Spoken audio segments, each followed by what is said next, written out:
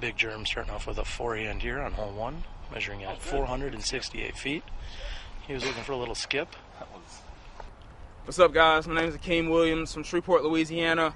No sponsors, just my mom, myself, and I guess Jesus. So my favorite comedy movie would have to be Coming to America, because Eddie Murphy is hilarious.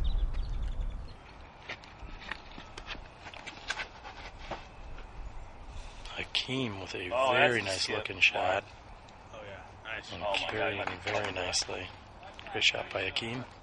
Hey, I'm Casey Wright. I'm the new player on Team Innova Champion Disc. I'm also sponsored by All Sports. It's a disc golf shop in Rockwall, and Throw ATX. It's an apparel company out of Austin, Texas.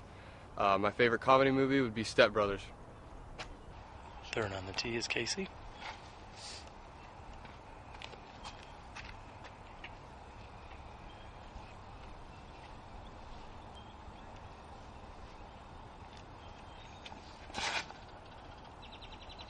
Casey with the slightly wider hyzer, getting a great skip as well. I'm Steve Rico, sponsored by Airborne and Legacy Discs. My favorite comedies are Dumb and Dumber and Happy Gilmore. Every time I watch it, it's just as funny as the last time.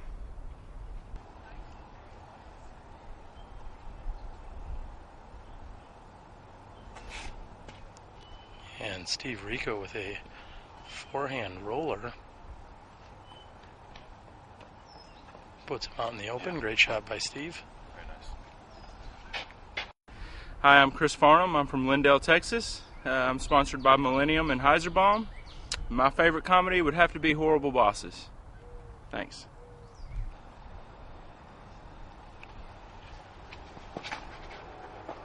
Oh yeah, Chris, come on. And Chris' shot is out into the right-hand side. Great shots. Again, hole number 1, 468 feet, par 4.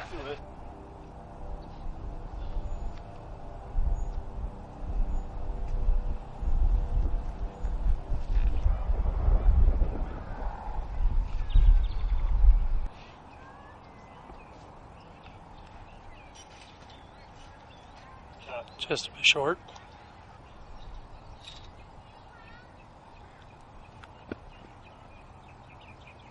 And Steve Rico has a very nice jump putt to within 15. Akeem from 60 is just wide right. Big Germ straddle putt from 18 feet uphill is good.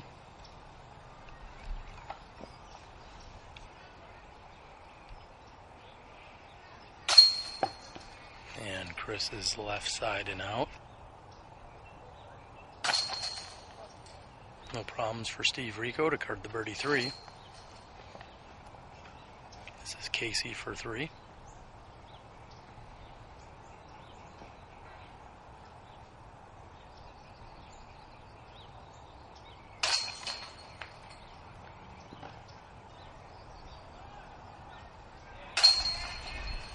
Chris is in for a 4. And Akeem is in for his 3. 4 birdies and a par here on hole number 1.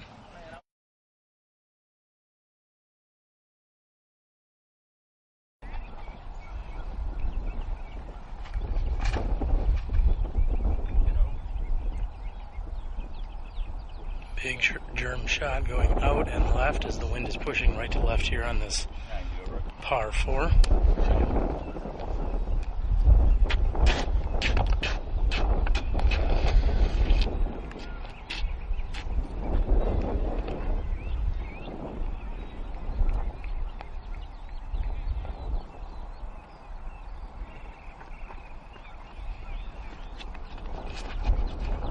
Akeem going with a much lower route. It's turning over onto the right-hand side.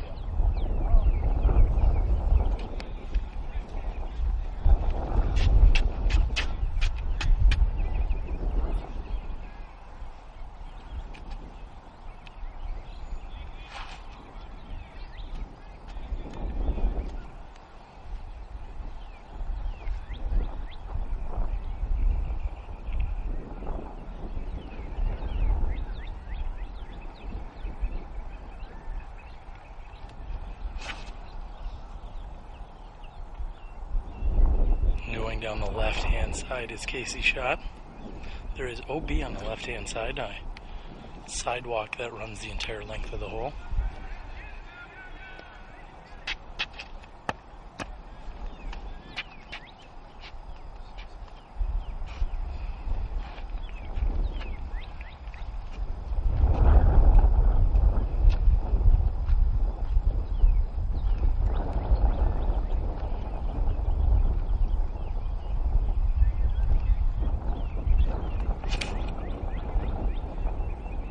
Steve Rico rips a drive that is carrying down into the left.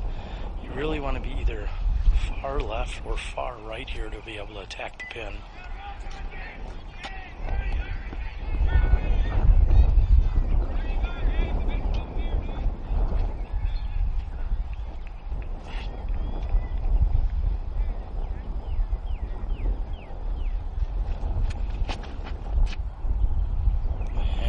The shot is low, but in the center.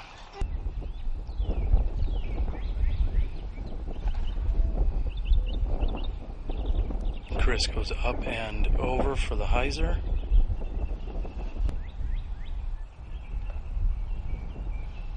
Casey with a forehand up on that left-hand side and skips nicely toward the pin. Hakeem going up the right-hand side looking for a hyzer. Steve Rico with a forehand, skipping nicely right to the pin. Big Germ also throwing a forehand, and just a bit deep.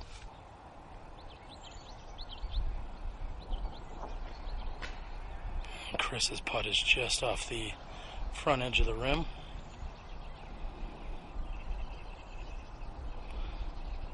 Hakeem from a similar distance.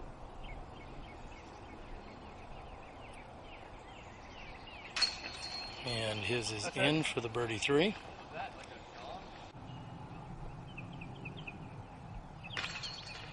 And Big Germ narrowly squeaks that in. He's going to have to be happy with that, as it's just a bit short from 18 feet.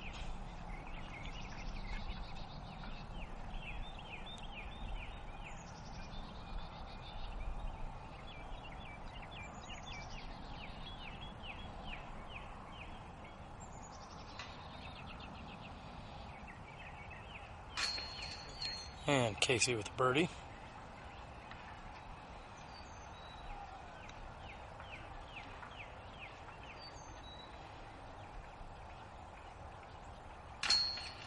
Chris taps in for the par, and Steve Rico will tap in for the birdie 3. This hole number 2, we're going to move to the par 5, hole number 3.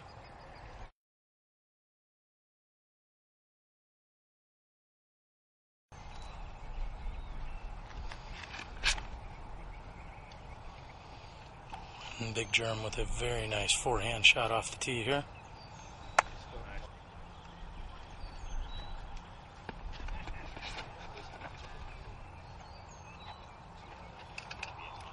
If a Hakeem shot can stay clean and it catches instead, however, if had that stayed clean, that would have been a beautiful shot.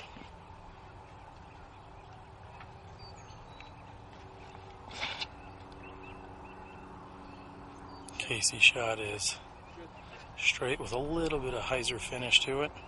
This hole is a huge dog leg down into the right-hand side, measuring in at nearly 900 feet. And with a tunnel finish.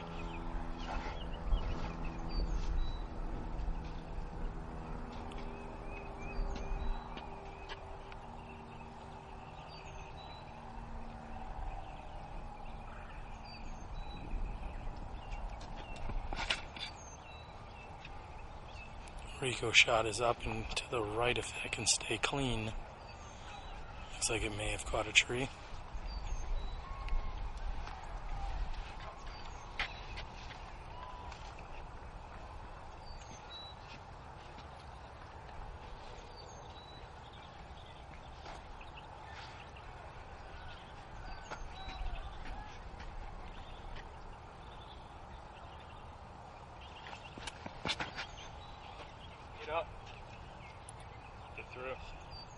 Chris's shot is carrying right.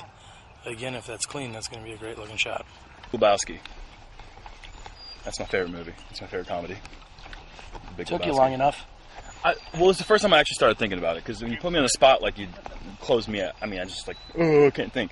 But I put the other 4 on the spot too. Something about that camera, the way it looks at me, like, closes my mind. I can't, like, think. So I had some time to think. I had a moment of clarity, and I could watch The Big Lebowski probably 10 times in a row and find something that I didn't know was funny and find it new every single time I watch that movie. It's one of my favorite movies ever. So, not just favorite comedy, one of my favorite movies. So, In Your Face, Terry came up with something. Good job. That is so bad. Casey's shot is carrying right and gets caught up on the right-hand side. And Steve's shot comes out.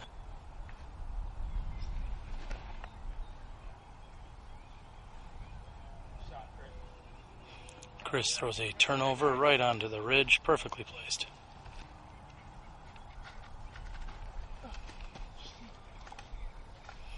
And Akeem slips on his drive and it carries into the right-hand side. And Coling wipes out and still manages to throw a pretty good looking overhand. What's up? How you been? Good Lord. Rico with a sidearm which is carrying left, and he's going to be in the lower side of the bowl. And after Akeem had approached, we just saw Casey's approach as well, coming out of the right-hand side.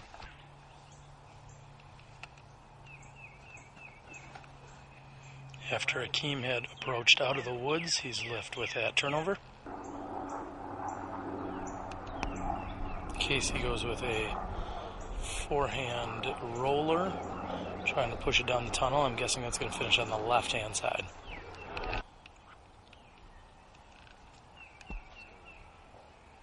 Steve Rico also with a forehand roller, which probably will finish left. Chris from the short pin has a very nice approach. Nice.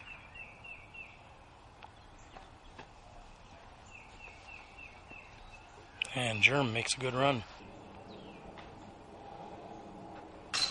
And just in and out on that 30-footer from Akeem.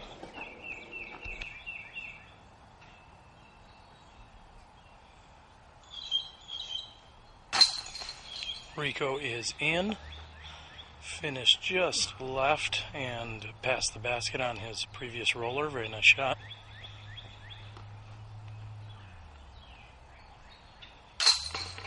Big Germ, I believe, is a birdie 4. Casey's roller worked out very well.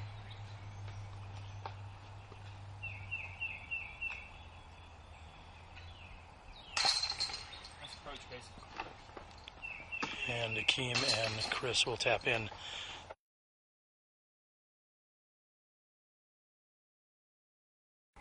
We have moved over here to hole number 4. This course starts out very challenging with a par 4, second par 4, and then a par 5. And Big Germ hits one of the trees on the left-hand side. This is a very natural forehand shot. I think we're going to see a few forehands, and then there may be a backhand or two, but forehand definitely seems to be the preferred route here as this hole fades left to right. Again, very challenging on the previous par 4s and par 5 to be able to get all the angles and the different action here. So for the next few holes, it will be a little better vantage point. In fact, I'll be setting up behind the basket on the next 2 or 3 holes, where that seems to be the better angle as the tee area is somewhat crowded. This is Casey lining up for a forehand. Chris looks like he's going to have a putt from where he's at. Casey's going to need that to come in a little harder, and he's going to an obstructed putt from the left-hand side. Steve Rico also will be throwing a forehand here. I believe this hole measures in around 250 feet.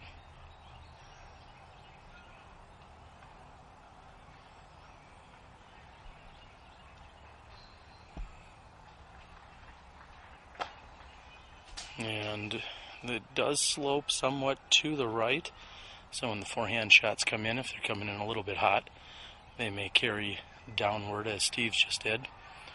Akeem looks to be going with a backhand, and he catches some action on the right hand side. Akeem is on the right hand side of the fairway as he's got approximately 80 feet to the pin.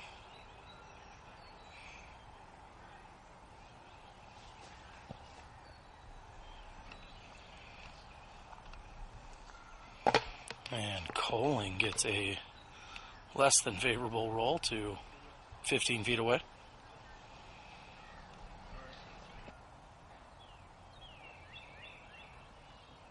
Casey from just outside the circle.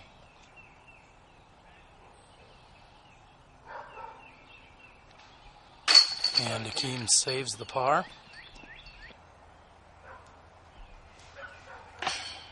Rico's birdie is just off the side of the rim.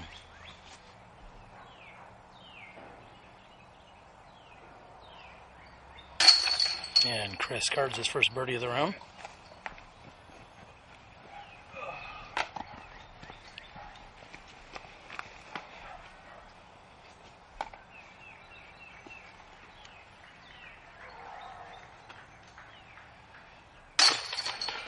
Coling's good.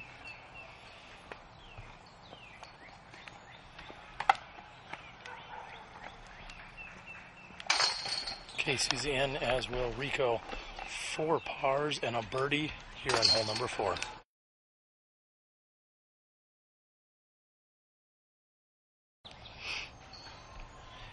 And I have posted up here on hole number 5 down next to the pin. Unfortunately, seeing any shots come in may be difficult. That was Chris Farnham on the tee. He went with the big hyzer route. And after a slight pause in action, Jeremy Coling is on the tee.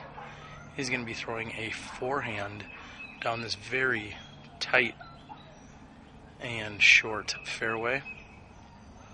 Players can go with a shot that is a righty backhand hyzer off the tee, as we saw Chris do. Or we may see forehands and backhands go right up the middle. Looks like Casey is lining up for a backhand shot. The play really is for the players to throw with the nose down and to come up somewhat short of the basket and then skip to it.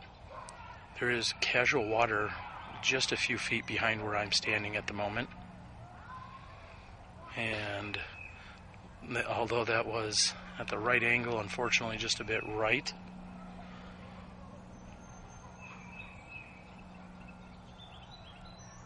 Steve Rico will be throwing a ghost mid-range here, as I saw him do in practice the last few days. And he's really looking just to throw this low and nose down, come up maybe 25 or 30 feet short of the pin, and then skip the rest of the way as the ground is relatively hard down here. And apparently he's just waiting on a patron of the park walking by.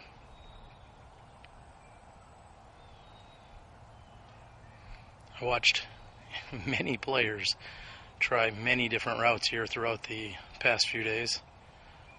Backhand and forehand up the gut, as well as the wide hyzer, and so ultimately it's just a very difficult hole. And Steve Rico's done just that. 30 feet short and then a skip to within 3 feet of the pin. Akeem going out and around. All I can hope for is to see it land, and it has done so. He's only about 30 feet from the pin, but he'll have virtually no putt from where he's at. Casey is a little more than halfway to the pin. He's going to be throwing a forehand approach, and he'll be settling for par here. Big Germ lays up right to the pin. And Akeem maybe closer to 40 feet again, not much of a angle for a putt there. And Chris makes good from 22 feet.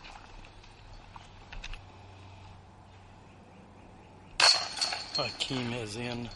Casey will be in for 3.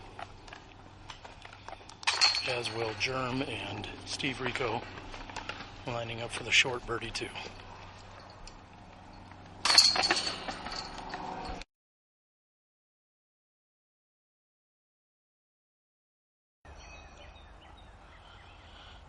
Chris coming in with a backhand. Players really just want to get past this tree on the left-hand side of your screen. If you get past that, you should have a look at a putt.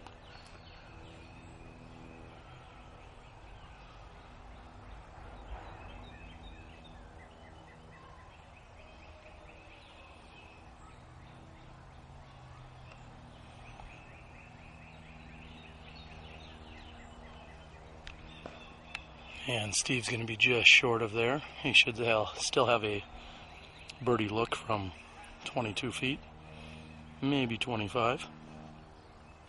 This hole sets up very nicely for a light forehand that we'll see out of Big Germ. And he catches a tree on the left-hand side, and it kicks to the right.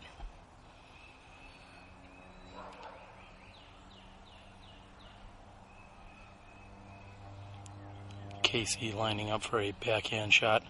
Again, the players can actually navigate slightly left or right of the large tree that's guarding the basket. You cannot see, as he catches a tree on the right and kicks left, you cannot see the basket. It is 100% blocked by the large tree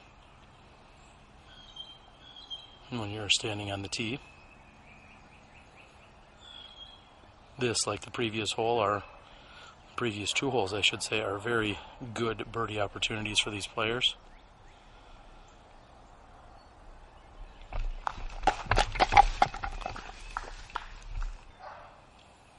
And after some deliberation, Casey's going to be going with a forehand shot out of this rough on the left-hand side of the fairway. And he is out. And he's going to have somewhat of an obstructed putt. Big Germ is able to straddle out to his left. And he's 15 deep. Chris puts it up and is good from 35 feet for his birdie 2. Solid putt by Chris.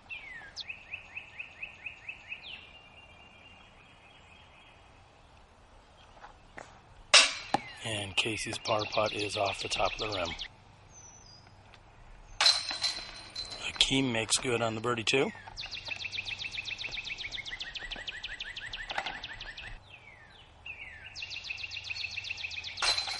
Steve Rico's also good from 28 feet.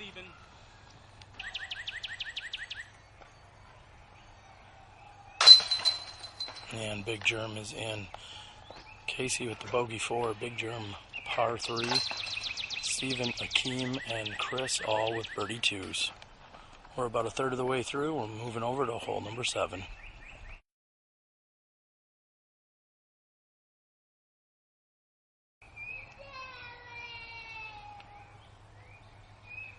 Chris with a very nice forehand coming in, and he has executed that perfectly, parking this 330-foot hole number 7.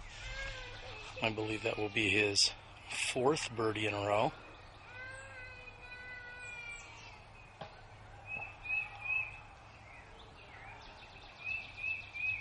Back-to-back birdies on 5 and 6 for Steve Rico. He's also coming in with a forehand. Fortunately, it was just a bit wide on the left-hand side.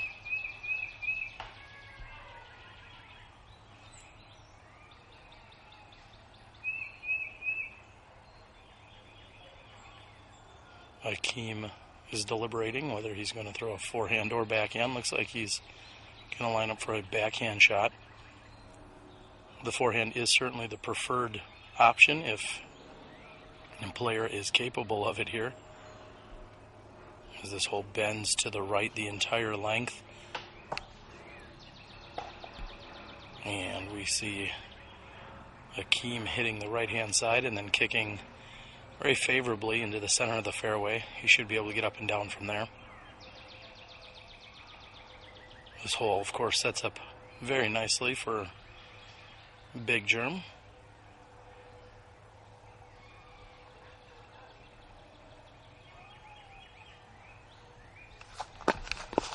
And Big Germ could have used his skip. He's left with approximately 28 feet to the pin. However, had he gotten a skip like Chris, he would have been right underneath the basket.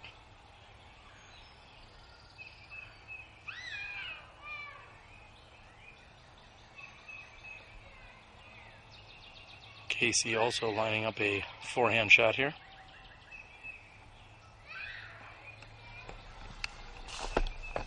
And just between Germ's and Chris's, he'll have a look at birdie 2 from there.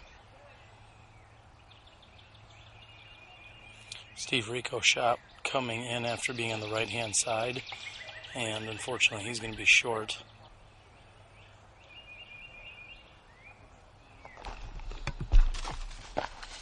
And Akeem is wide left.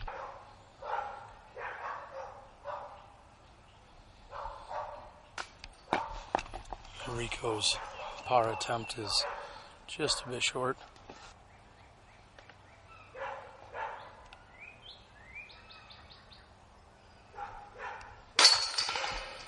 Center of the chains for Coling and his birdie from 28 feet.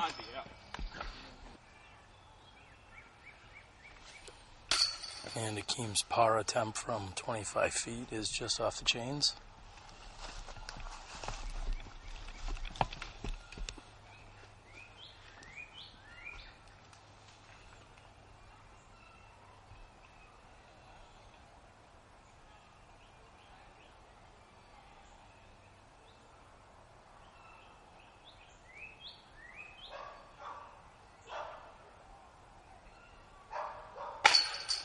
And Casey is in and out from 15.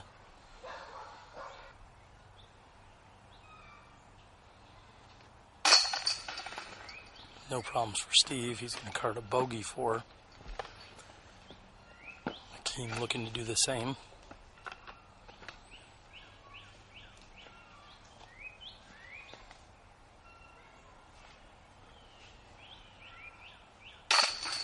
Casey will tap in for his 3, and Chris with the birdie 2.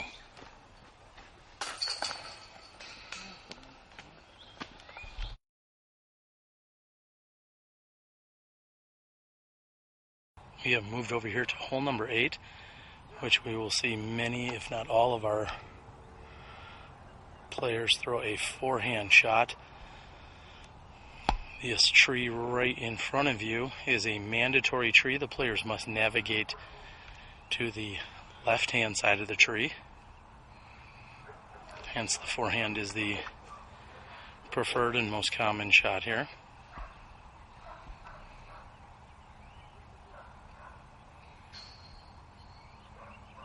Just behind the pin, or I should say to the left-hand side of the pin, is a very steep cliff.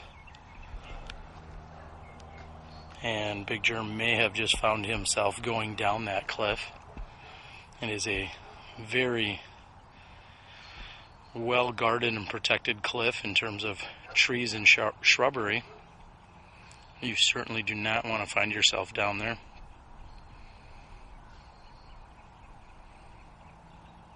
Casey here as well, lining up for a forehand. I wouldn't be surprised if we see all 5 competitors throw them here.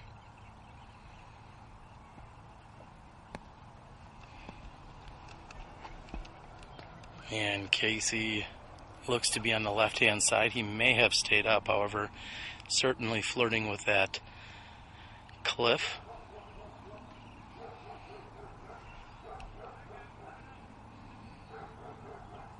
Akeem and Rico karting bogey 4s on the previous hole. And Akeem going with a turnover shot. And he may have stayed up. Again, this hole is very difficult to get a good angle on. If I were at the tee, you would really not be able to see the pin.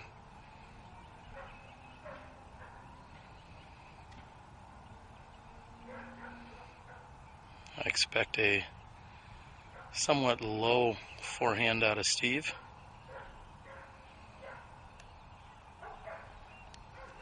And I was incorrect completely. But a very nice shot. Looks like he is possibly the closest in the group. And Chris going with a smart play of simply laying it up next to the basket.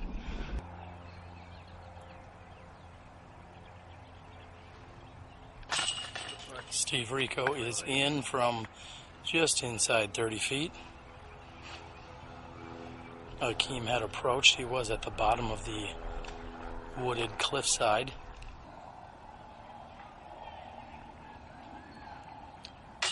And Casey catches the left-hand side of the chains and is in for the birdie too. Akeem saves his par after coming from the bottom of the hill. Big Germ's left with this for his birdie.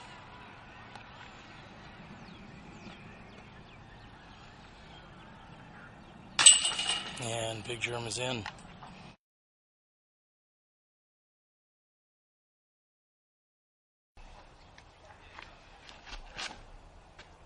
Bowling with a very nice looking forehand shot right up the center of the fairway. Don't kick left. Unfortunately, it kicks just a bit left for him.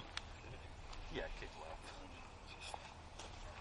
left. Next to tee will be Steve Rico. Steve taking the birdie on hole number 8. This hole measuring in at 402 feet.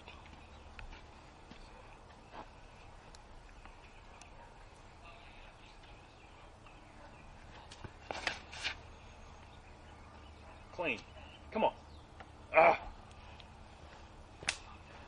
Steve's hugging the right-hand side of that fairway, and then it kicks right.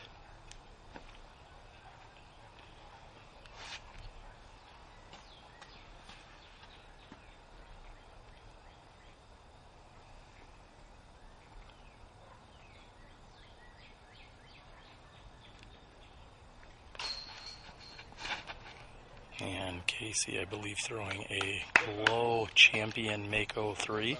You. It's all Mako regular. Just kidding. I'm just kidding. Oh yeah, glow Mako. Steve Rico had thrown a rival.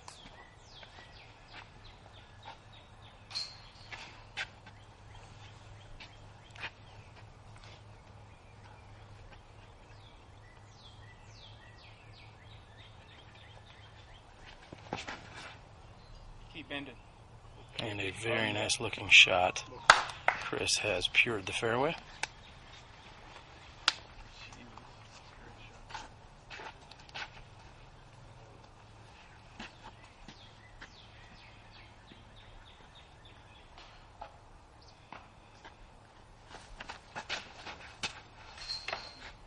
And left-hand side for Akeem.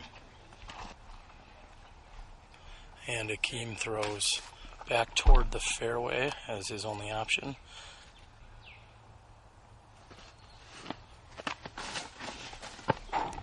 And Akeem left-hand side.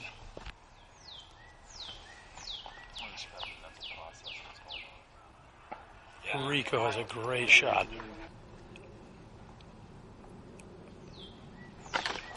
Akeem's fourth shot is up and to the right. A very nice approach shot by Casey. Big Germ's length should help him here on this forehand shot. He'll be reaching out to the right-hand side.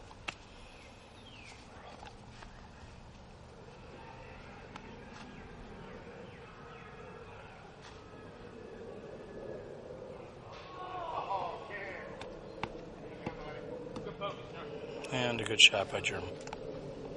Ugh.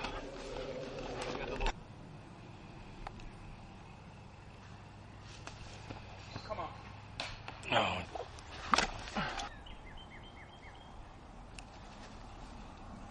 Out into the center of the fairway for Casey. Big Germ's got a good-looking forehand shot here, and he's placed himself within 8 feet of the pin. And after taking the attempted wide Anheuser route, Chris has found himself on the left-hand side, and he comes in. Both Akeem and Chris have thrown their approach shots. Chris was on the left-hand side, Akeem on the right. Here's a forehand shot coming in nicely, and right next to the pin for Casey. Steve Rico struggling to find his exact plan of attack here. He's found himself on the left-hand side and amongst the bushes and trees that are just a bit taller than him. And he's throwing a forehand coming straight at us, and he's gone deep.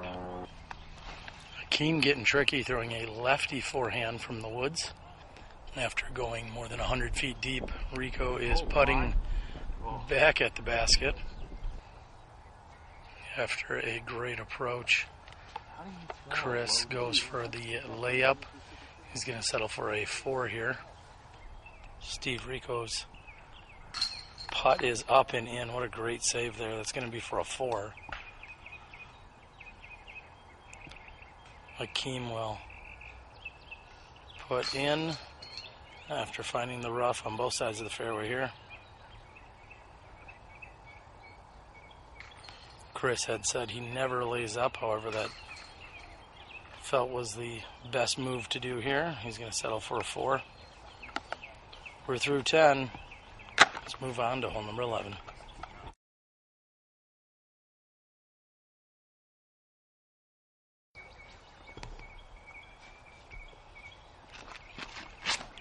After carding the only 3 on the previous hole, Big Germ's got the tee. He could have certainly done without that skip to the right-hand side.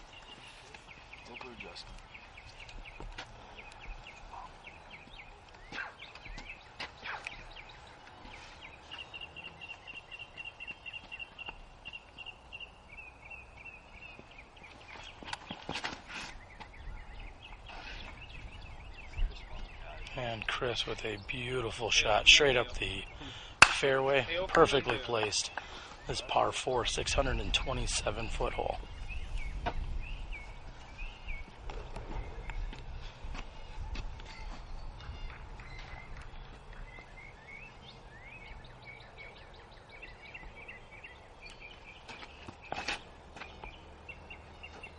Steve Rico looking for a little more flip up, however that should be all right on the left-hand side.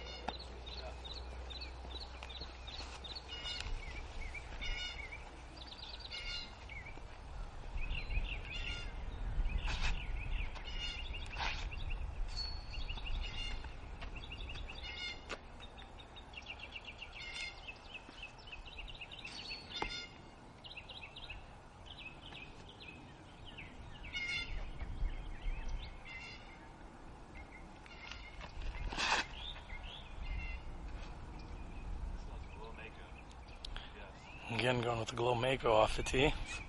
Be a hard hazard.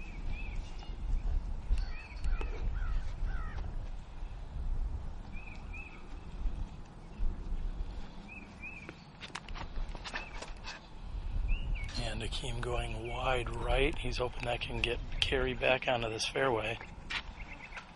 And I did not see it come into play. Casey opts for the high forehand.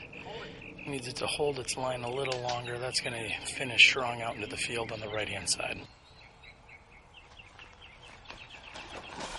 Akeem busting out a lefty forehand out and over everything. Unfortunately, I'm not sure we're going to see that come down, but that is the shot. And Big Germ gets a good kick, unfortunately. Not very far, but it is a good kick for where he threw.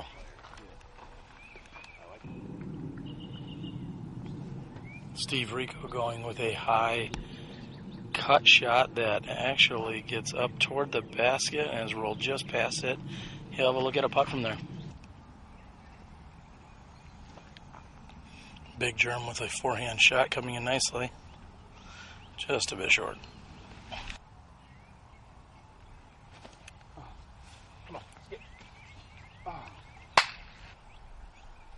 Looks like we have both Casey and Akeem ready to throw at the exact same time. Let's see if they collide in air. Oh. And Akeem fires first.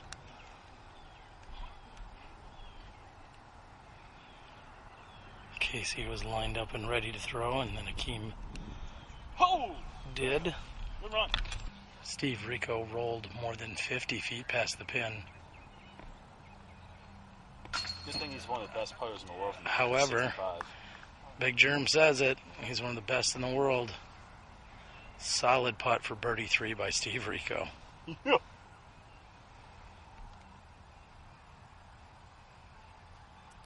Chris's birdie attempt from 38 feet is strong, but does not grab any metal. Why so?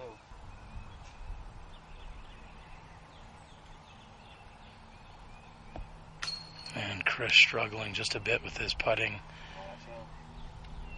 Unfortunately, he's going to find him still out. Chris with a beautiful drive on this hole. This is for bogey 5. And into the center of the chains. That one's going to haunt him a little bit. He had a beautiful drive, unfortunately.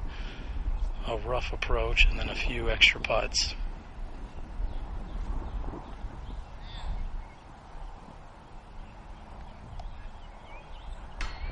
And Casey is short for his par 4.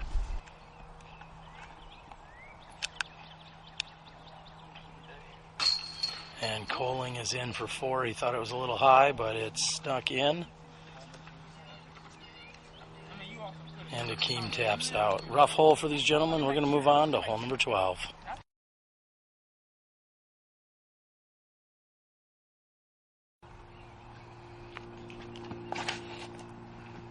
.360 feet uphill. Steve Rico has ripped a drive, which is finishing on the right. I believe that was a Legend rival.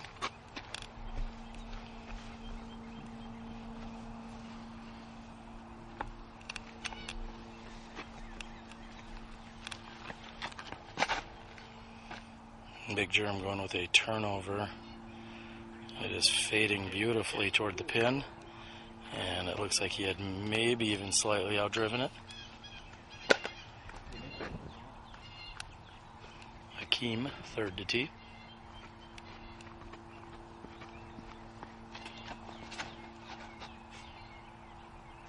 Akeem with a very nice turnover. He's going to need that just to hook up at the end, and he's at least pin high.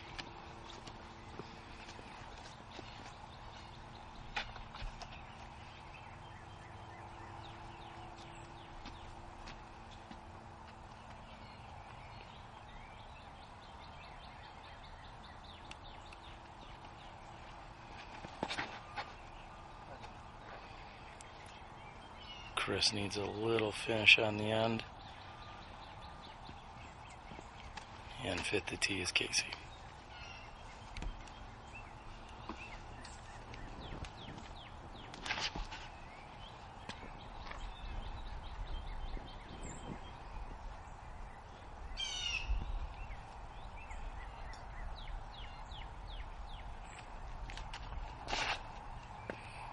Looks like Casey may have released a little bit left from what he was looking for. However, he may have a look at birdie from there. Steve Rico just off the front of the basket. And within inches of his lie is Chris's drive.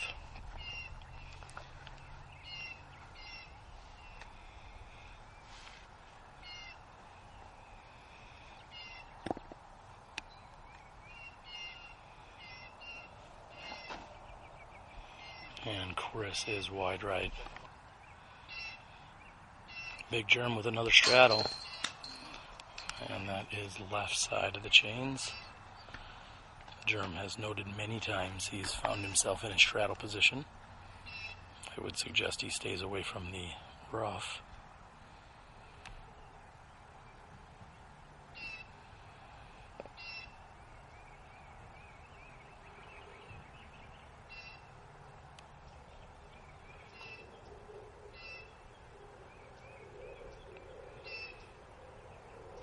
Casey's birdie is up and good. Casey and Akeem in the last two birdie opportunities here.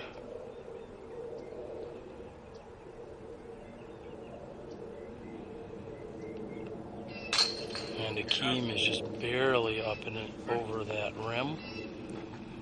I expect Farnham, Rico, and Coling all tap in for their par threes here.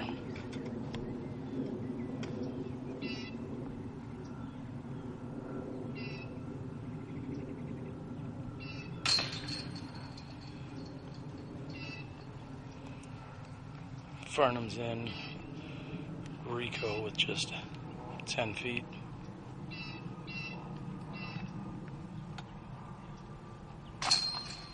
And Coling. Straddle putts galore here today. We're moving on to hole 13.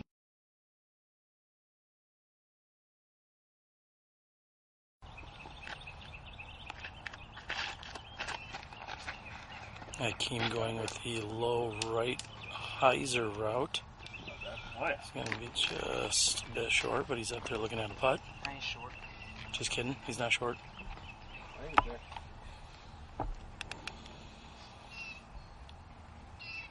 Changing this, sorry. Talk myself into it.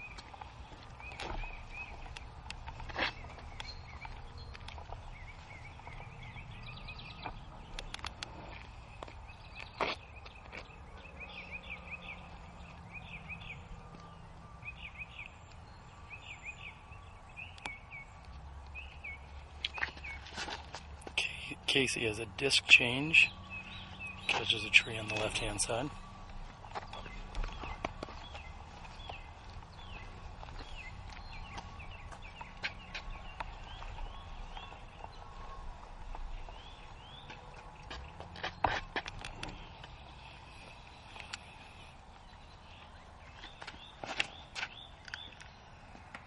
Steve Rico catches a tree on the right-hand side.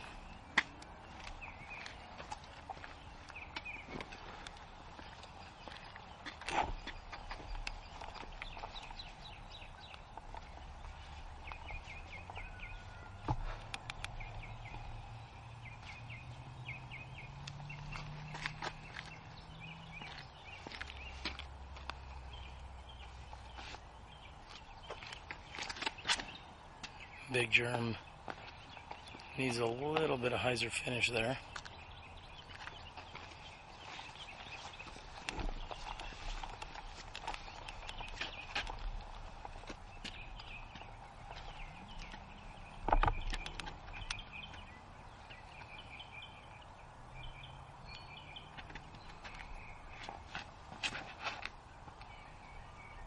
One hop in. And Chris finishes left. Casey with nice approach to the pin. After Steve Rico's drive had hit the tree, it looks like it carried far enough right to go OB, so he will be tapping that in for a 4.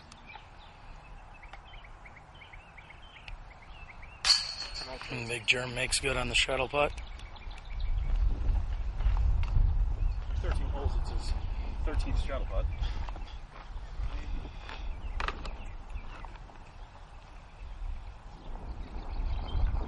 Chris giving himself the 1 meter from the OB line. He did skip out of bounds on this left-hand side.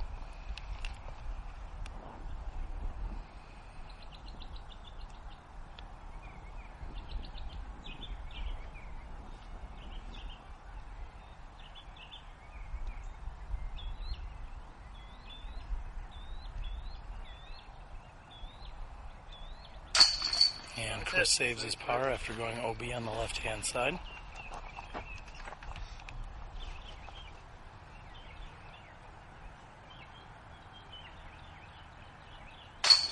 And Casey's in for his par.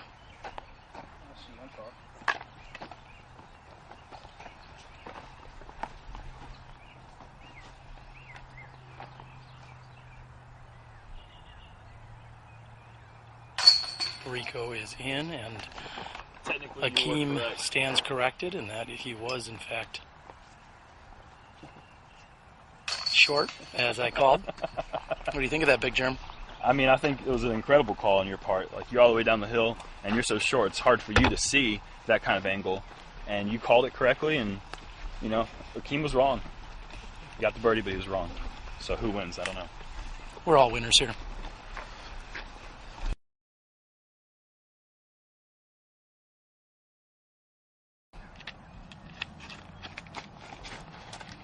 Hakeem goes with the low hyzer shot, looking for that to get stable.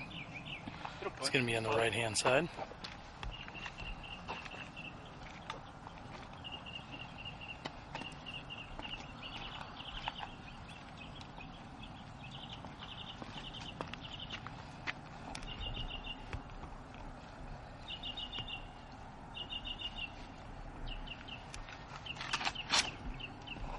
Big Germ going with the low forehand shot. And that just a bit short, but that should work nicely. Bit short move.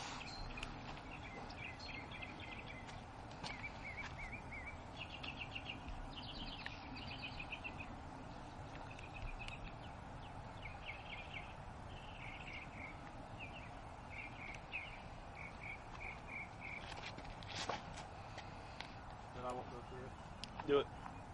No. Casey gets caught up on that left-hand side.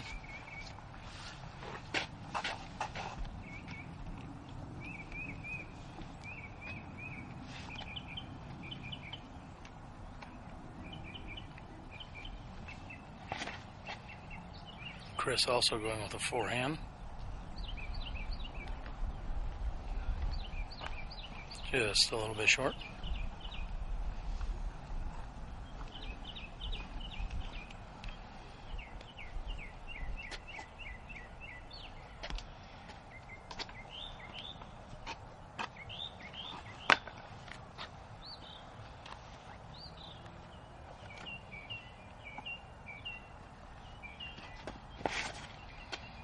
And Steve Rico goes up to that left-hand side and also gets caught up.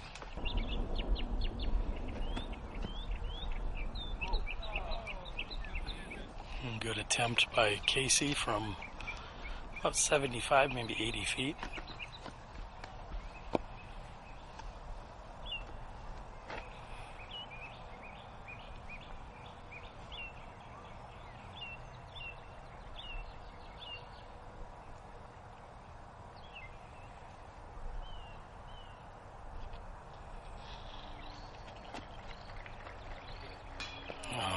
Rico just off the rim. Very nice attempt.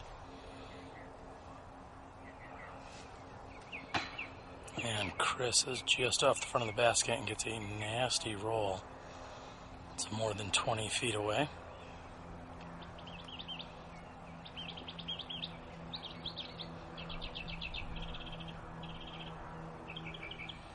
Looks like Chris still is out. Again, a very unfortunate roll. Some may refer to that as a tournament roll.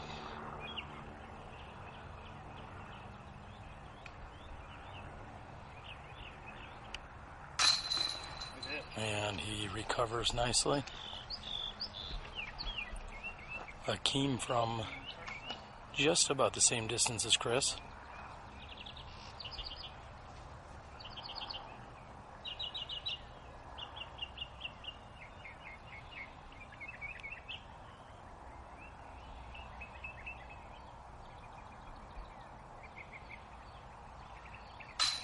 And Hakeem makes good. Looks like the rest shall tap in, and we'll move on to hole 15.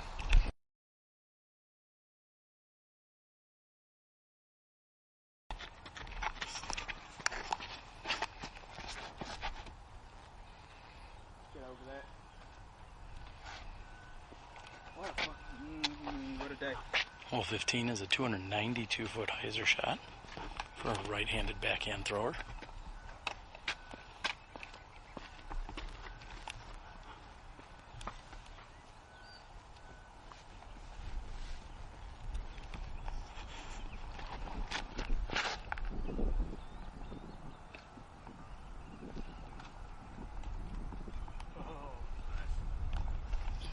Big Germ looks to be pretty close.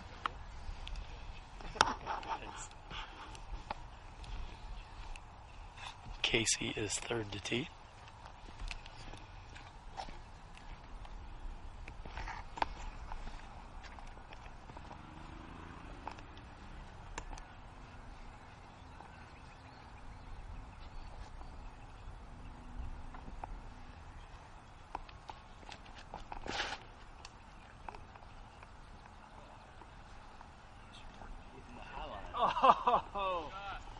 And Casey's shot lands right next to the basket with a little bit of action afterwards.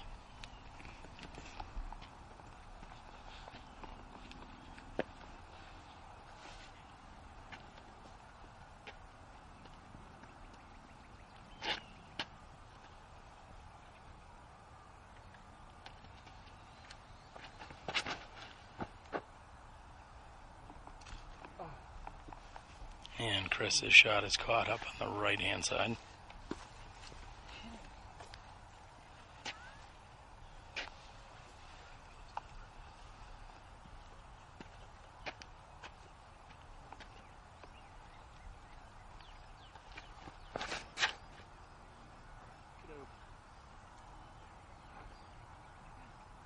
Oh my God! And Steve Rico just misses the skip ace. And Chris's approach is within 15.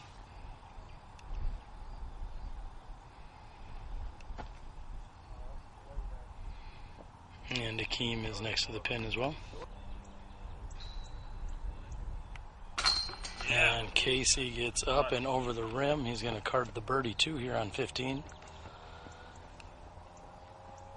Steve Rico left with about 20 feet to the pin.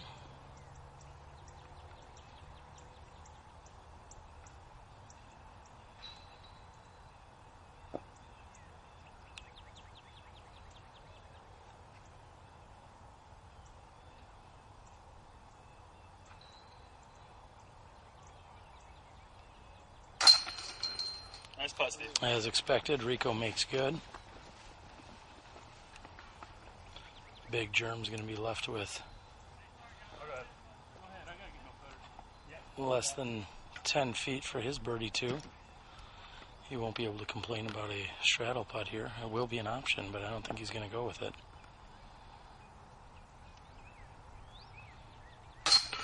Solid putt by Big Germ.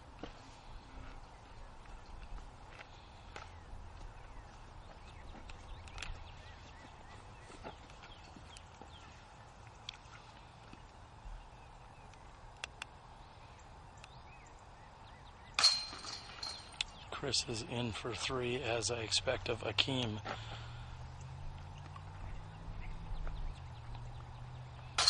Three birdies and 2 pars on hole 15. Got plenty of ground to cover in the last 4 holes.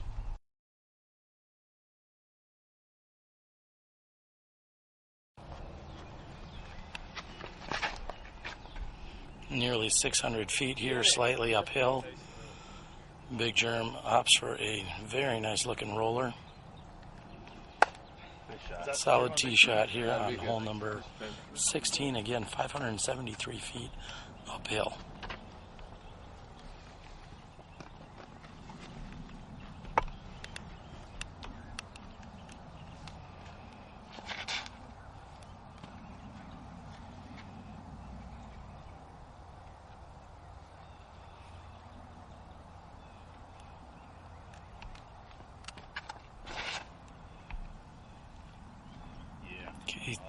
Casey with a very nice, I apologize about that, Casey with a very nice turnover shot out onto the right-hand side.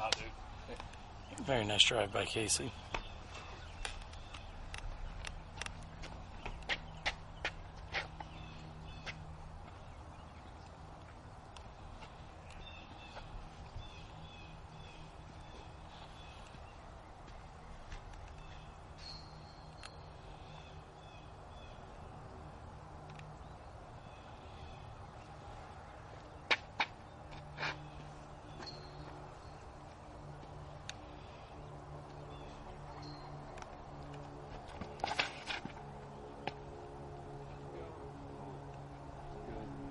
And Steve Rico throwing a shot that finishes on the left-hand side.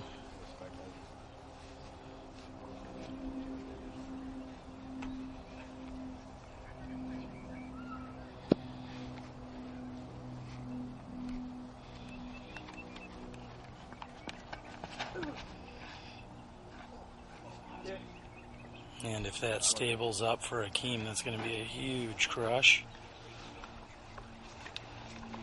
Again, with the positioning of the basket in this fairway, it's tough to see all of your tee shots here.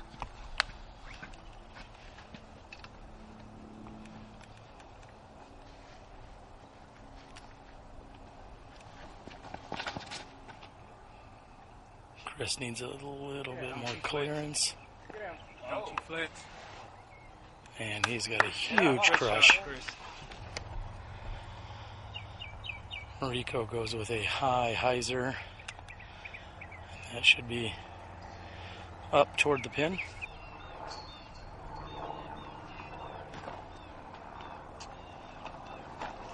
Casey goes for a forehand shot, and it's on the left-hand side.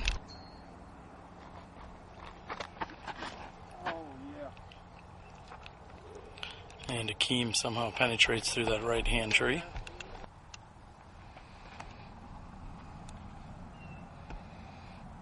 Big Germ with a nice looking forehand gets a kick off. Not sure if that was a garbage shot or not, but he got a kick off the trash can. And Chris throwing an overhand after a huge drive right next to the pin. And Casey has found himself inside the trees here on the left-hand side of the fairway, and he's got a roller coming out. And that was as good of a shot as he could have possibly thrown. He had no open lane. Very nice touch roller by Casey. This will be Steve Rico's third shot. This is for birdie from just about 40 feet.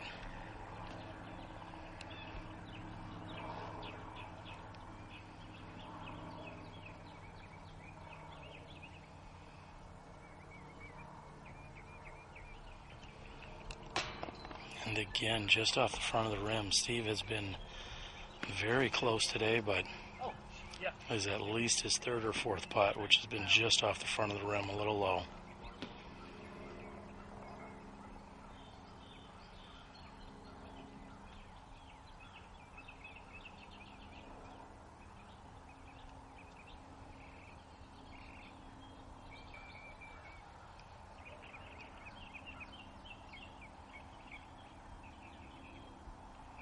Akeem for three, right side and out. And Big Germ has missed on his straddle putt. Chris has a similar putt, just a few feet closer than what Big Germ's has. He's not going to have nearly as many branches to contend with.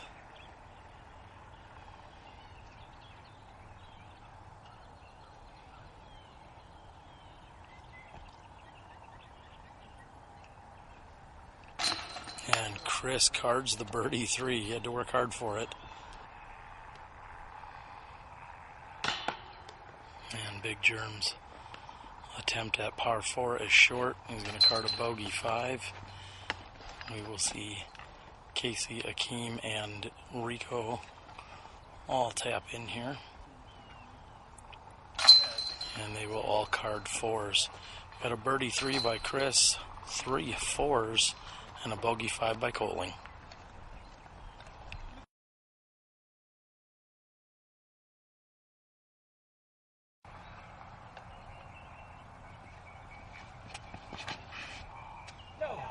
And on this 888-foot hole, Chris's tee shot is low.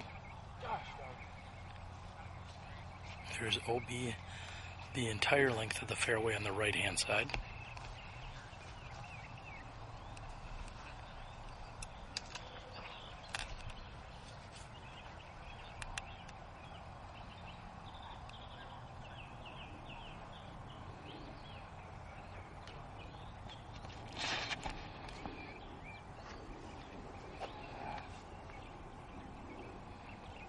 And a very nice looking shot by Casey onto that left hand side.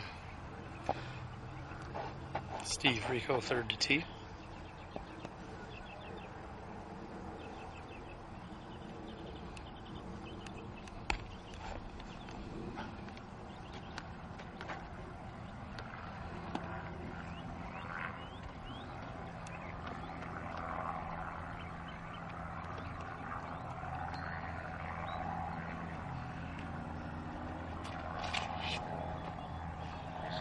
Steve Rico looking for that just to flatten after we have a very nice throw.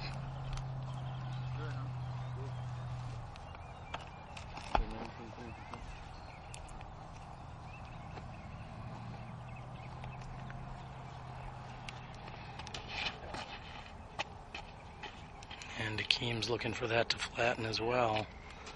This hole plays slightly uphill, and then the remaining 500 feet is downhill.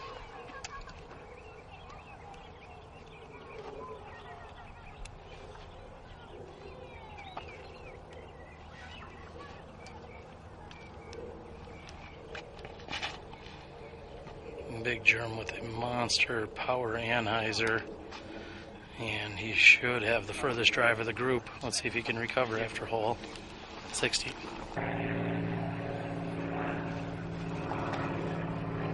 And after watching Chris throw that disc numerous times today, I have learned that it is a boss. And he's out on the left-hand side of the fairway.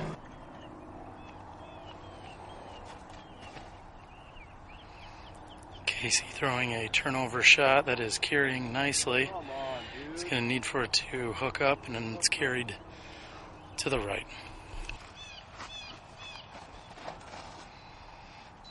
Akeem's shot is up. And it's going to be short.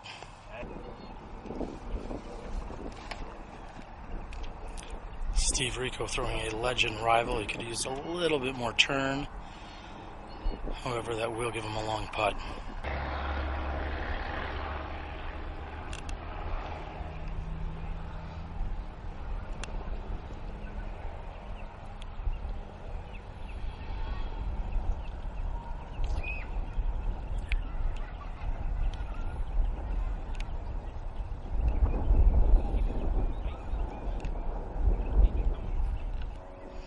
Big Germ has found himself on the right-hand side. He is safe. However, a very nice approach shot after carrying wide right toward the OB. Akeem's got 70 feet, and he just tickles the left side. Casey has at least the same as Akeem did.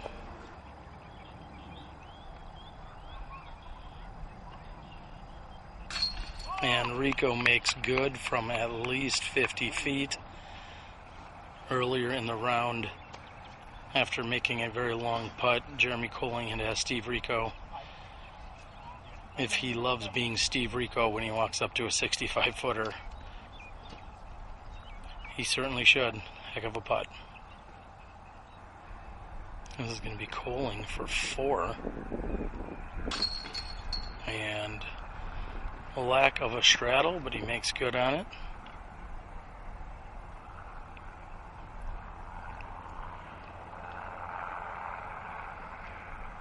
Akeem is in for 4.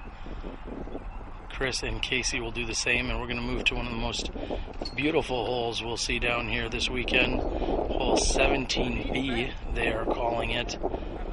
A temporary hole. And the disc golf guy has his first round action here at the Nick Hyde Memorial.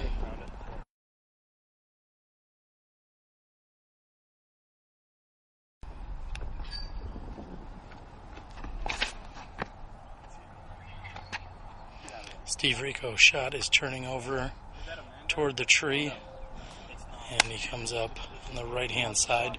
This is an absolutely gorgeous hole, about 290 feet to clear the water.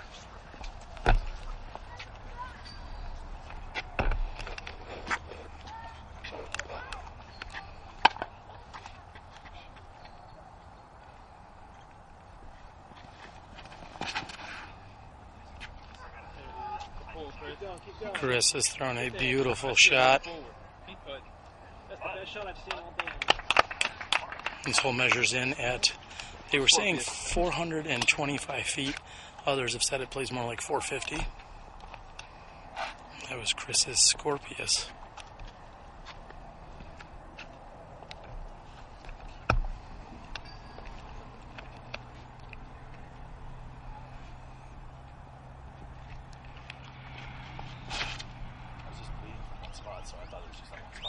A little low out of Casey's hand that is heading left. Anything over the short sidewalk is inbounds. Long and left sidewalk is OB. Or another $10 disc from Play It Again. Value shopper Akeem. Yeah.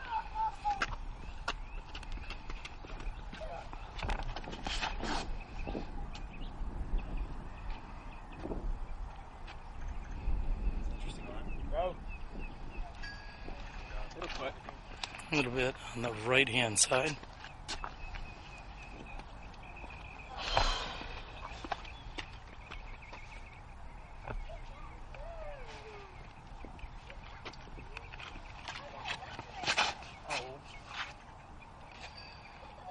Big germ shot is going wide right,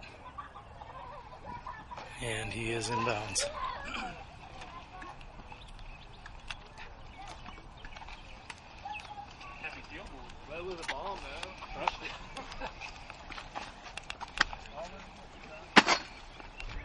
Steve Rico is going to be first to approach here. And he's put himself within 12 feet of the pin. Next to approach will be Big Germ. Germ expressing a little frustration with his recent tee shot here.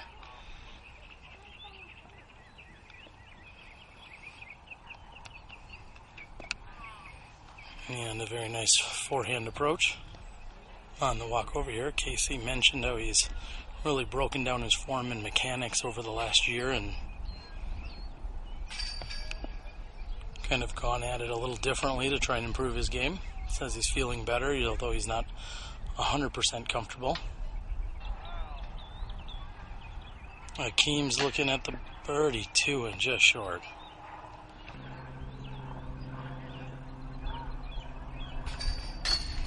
Rico's in for his three.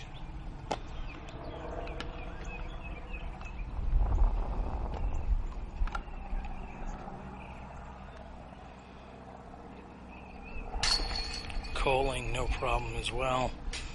Looks like we will see probably a three here from Casey.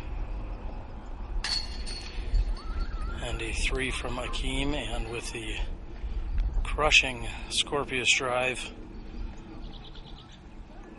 Chris should have no problem as he taps in for the beautiful birdie two. One hole to go. First round of the Nick Hyde Memorial.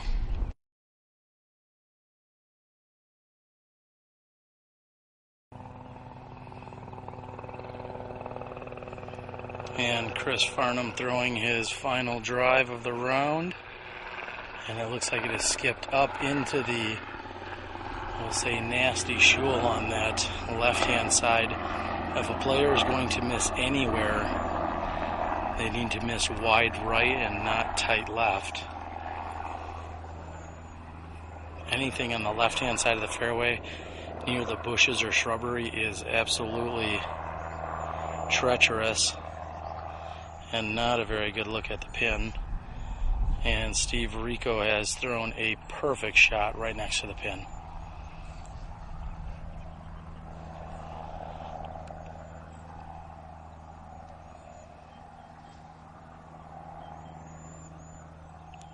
Casey, third to tee. And that is not going to be good. He's going to have some work to do from inside there.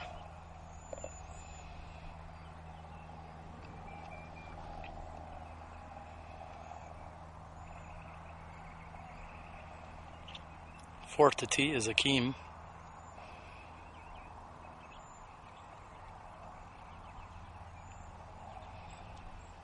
And Akeem is coming in low And he'll be looking at a putt straight at the basket with a drop off directly behind it.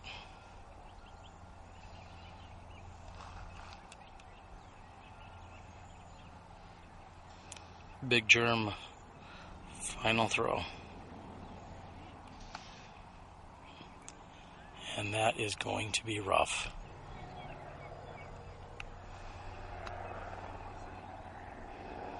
And Big Germ is just deep.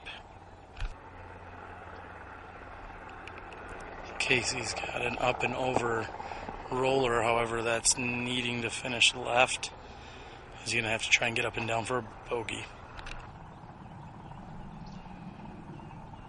And nearly 100 feet downhill.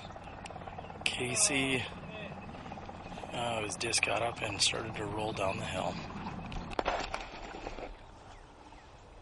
And Casey lays up next to the pin. And after a long skip, Chris's attempt at birdie is long as well.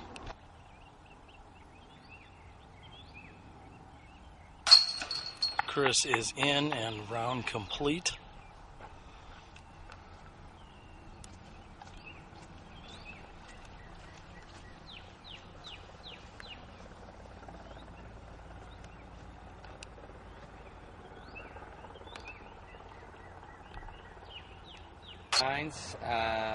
Final 9 Sports, and everybody back home watching, and all my friends and fans. I miss you guys. All right, buddy. Best of luck to you. Thank you. All right, that's Greg Thanks, Barsby. guys. Let's get to it.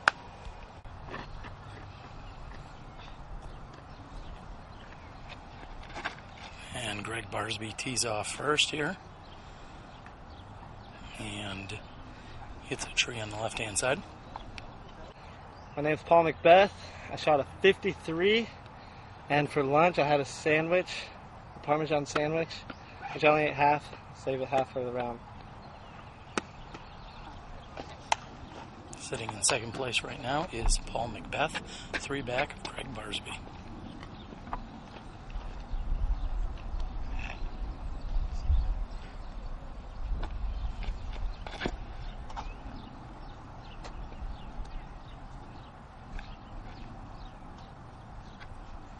McBeth plays the wide hyzer. Third to tee, Bradley Williams.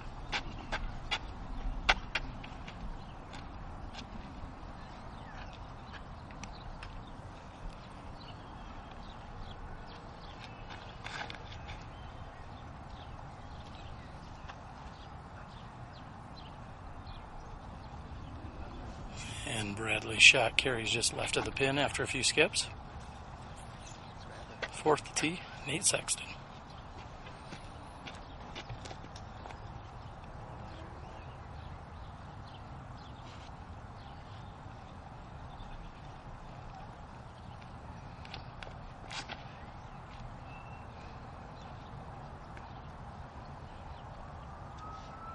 Nate gets a slight skip toward the pin. I'm Drew Gibson, shot a 56. I ate a turkey sandwich for lunch, and I'm sponsored by MMA Champion Grip Equipment.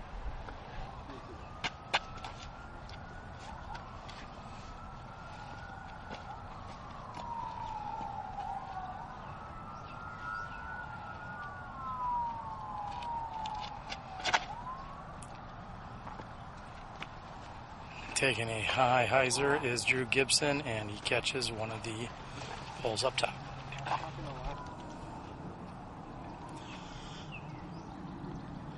And Drew essentially laying up here with a little bit of a cliff behind the basket on hole number 1.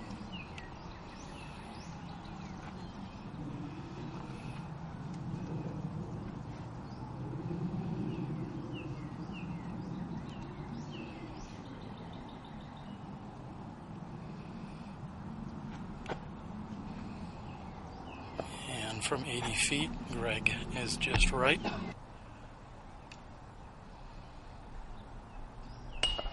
And Nate Sexton is low from 28 feet. Williams is good from 18 feet. McBeth left with approximately 15 feet for his birdie 2. We feel a stiff headwind coming directly at me right now. That'll be a crosswind for McBeth.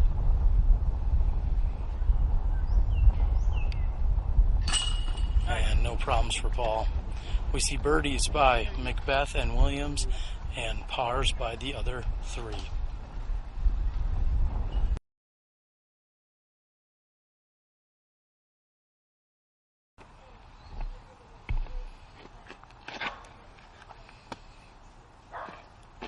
McBeth's shot is carrying toward the pin, and it flares out to the left.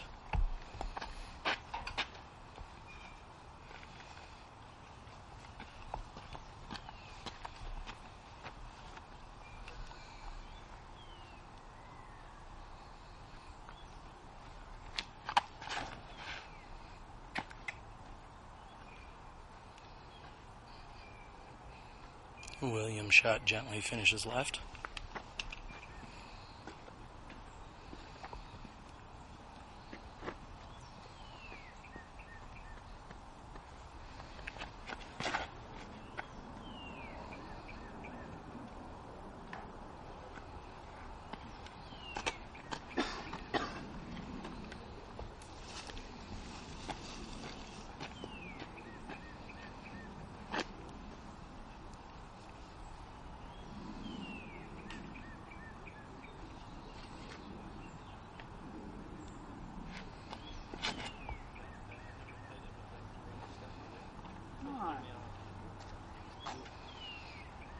Nice little touch. Yeah.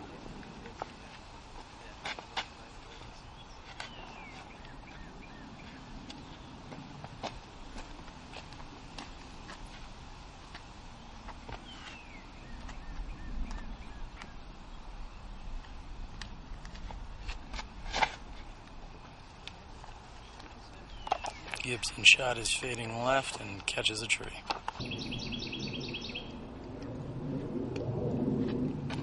Drew's got a jumper from 120 and just off the top of the basket.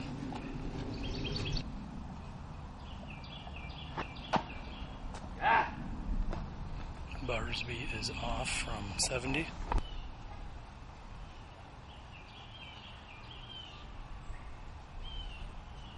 Paul has a straddle from 35, and it just tickles in.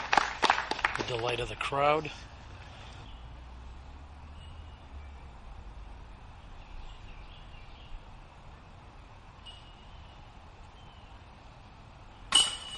And Sexton is good from 25.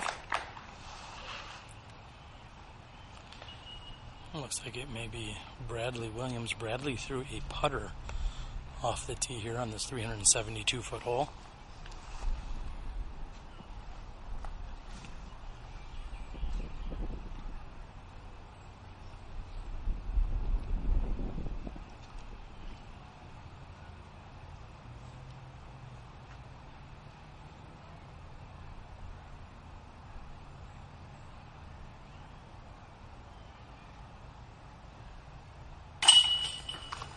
Bradley makes good also from about 25 feet. Barsby cleans up for his par 3. Gibson should do the same from 12 feet.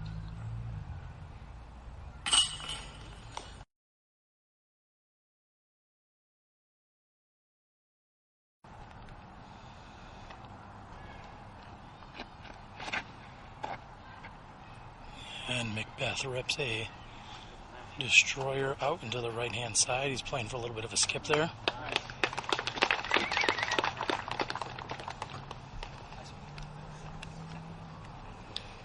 Bradley Williams, second to tee.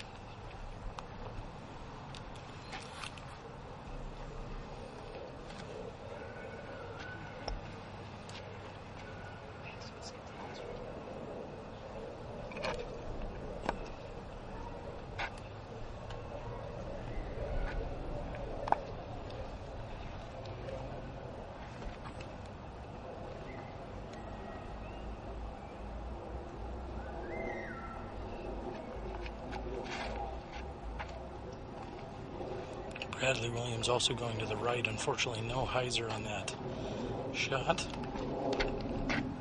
Next to tee will be Nate Sexton.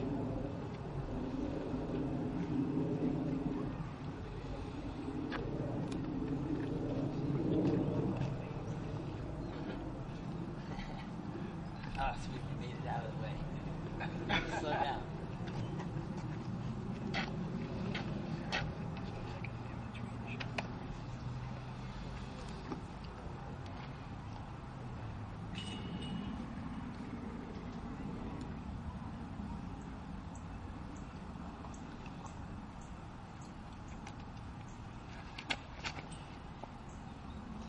Nate Sexton going with a forehand that catches a tree and kicks to the left.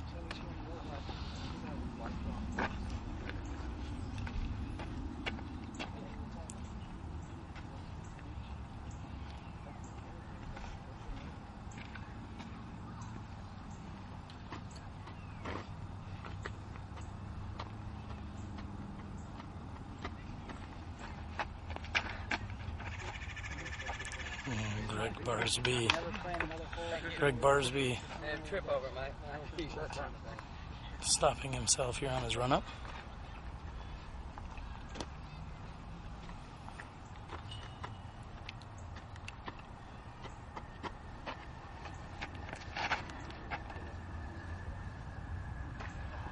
And Barsby catches a tree on that right-hand side.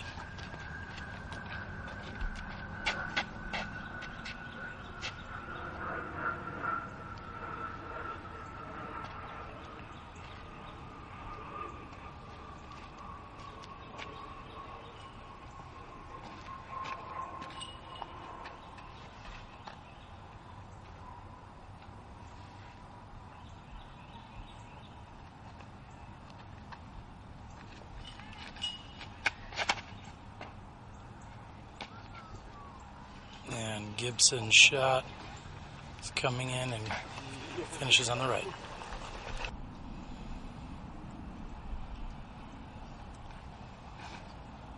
Sexton with a backhand going right to the pin. Oh, and just going over it. Nice shot by Nate Sexton. Barsby with a forehand. Needed to stand up a little bit more and it finishes to the right.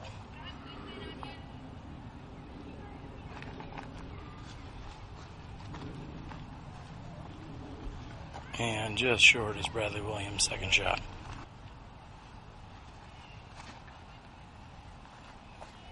About 150 to the pin, and he's just short.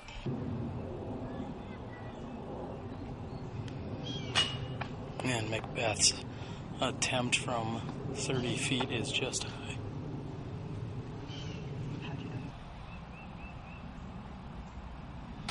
And Barsby clears up for the three. Expect the same of Williams and Sexton.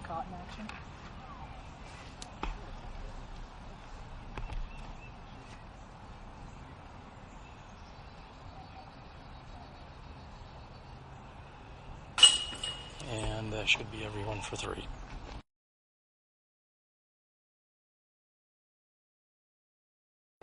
Here on the short hole number 4, we see McBeth coming in and going just past the basket.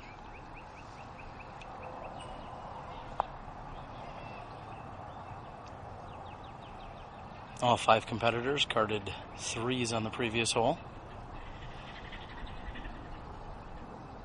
Both holes 4 and 5 are very short but slightly technical holes. I expect to see at least 7 to 8 birdies out of the 10 opportunities. And just off the tray is Bradley Williams. He carried more than 15 feet past, however, just off the tray, nearly an ace by Williams here on hole number 4.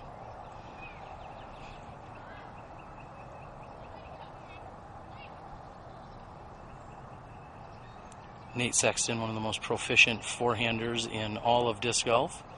He's going with a standstill backhand shot here.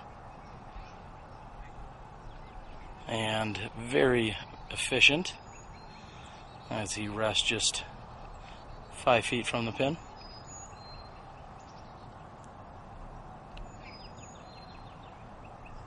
Greg Barsby has not quite hit his stride that he was on during round one.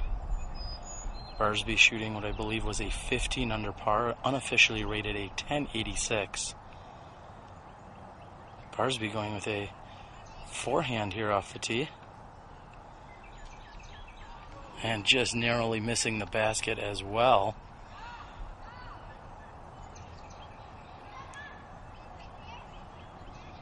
Drew Gibson, last to tee.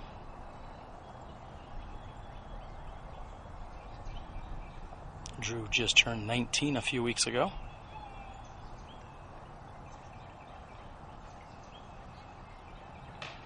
And Drew catches a tree early before the mouth of the gap.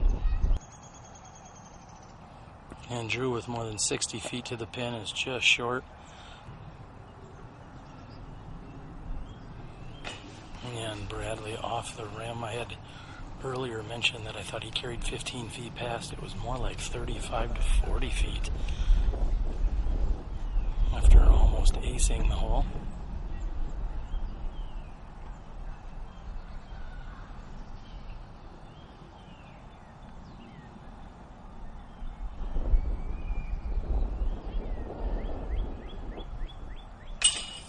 And Gibson is in to save his par 3.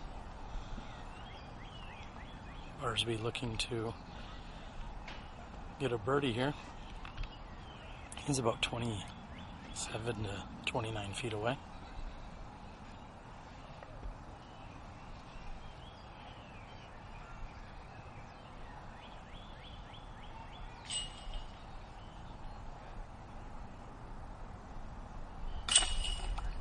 And Barsby's in for the 2.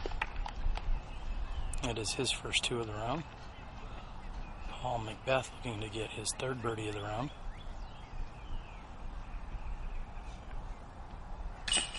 And no problems for Paul. We're going to move over to hole number 5.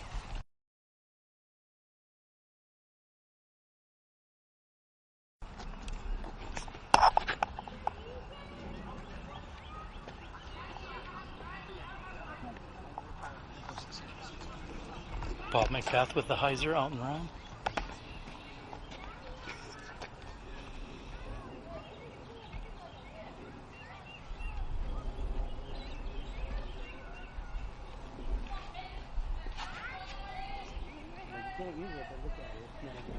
I'm gonna do my and Nate Sexton, hyzer, put him in putting position.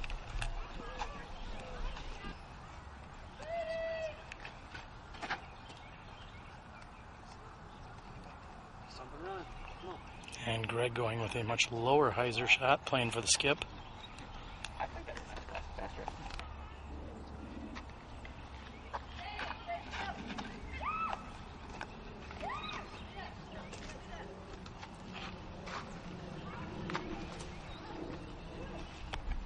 Drew Gibson, 5th to tee.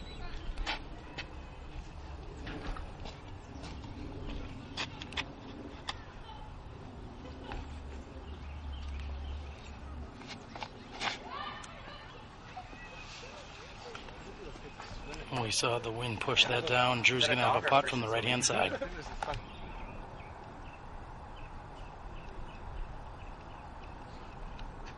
And Barsby is in from just about 30 feet. He's going to take the birdie too. Nate Sexton's going to have a somewhat obstructed putt with that large tree. It's on his left-hand side. He does not have to straddle, so it looks like it's not in his way too much. No problems for Nate.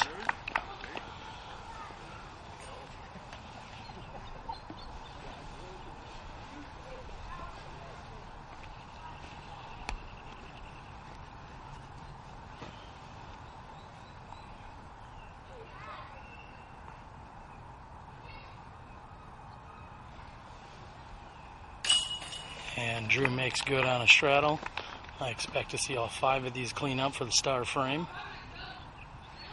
McBeth from not quite 15 feet, and Williams from roughly 12 feet. It's 5 birdies here, at least 2 or 3 on the previous hole. So as I said, 7 or 8 birdies out of the 10 chances on holes 4 and 5.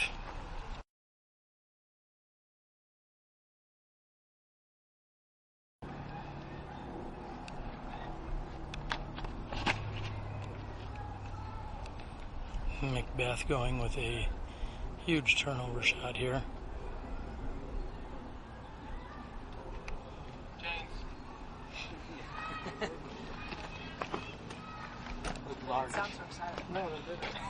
Next shot will be by Nate Sexton.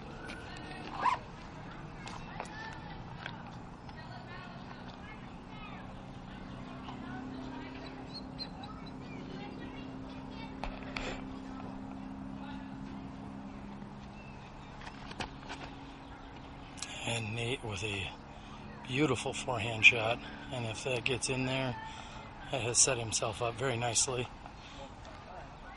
This hole is a true par 4, measuring in at more than 530 feet.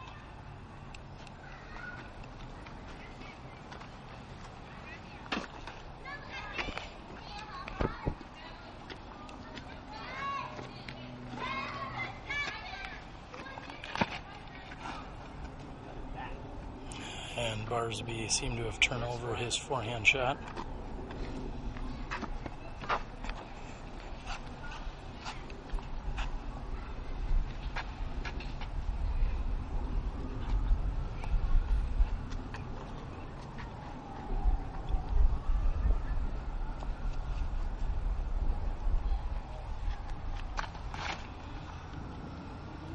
And Williams is going up and over with a big turnover. That should be nice for him, assuming he didn't catch any trees.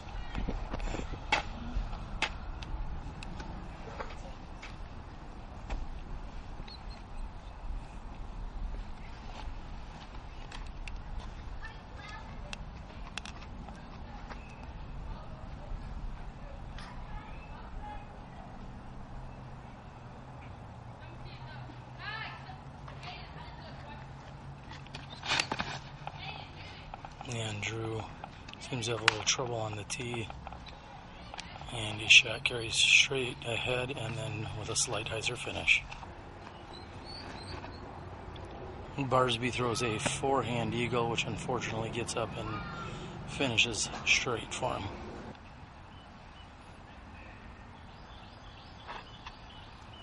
Williams with a slight hyzer and just past the pin.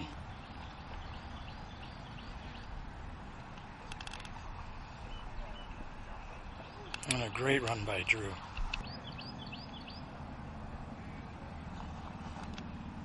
Looks as if Paul's drive was a little tight.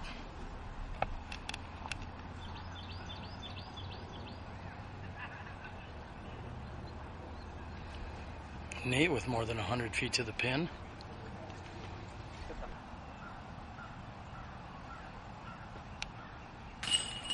And after clipping a tree, Paul saves his 3 with at least a 45-foot jump putt.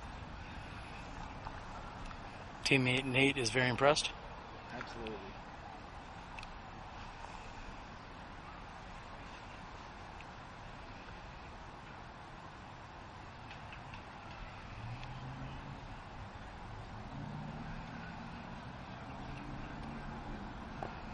Impressed but not surprised. And with Barsby taking a 4 here, I believe Paul should have the outright lead. If he didn't already have it, he should have it by now.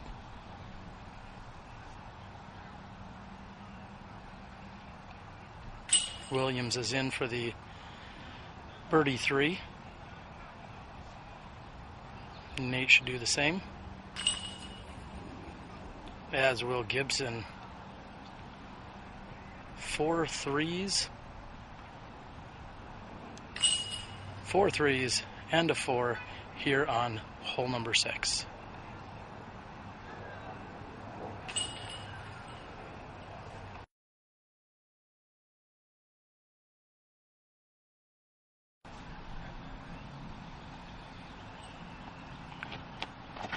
.320-foot hole number 7. McBeth is looking for his rock 3 to get down, and it is carried slightly left on him. Sexton up next. Sexton lining up a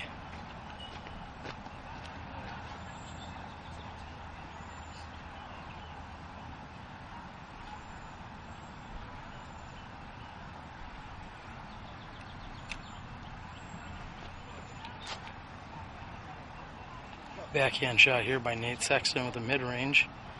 And like Paul's, it carried left. However, Nate's is a little bit shorter. You went 2-2-3.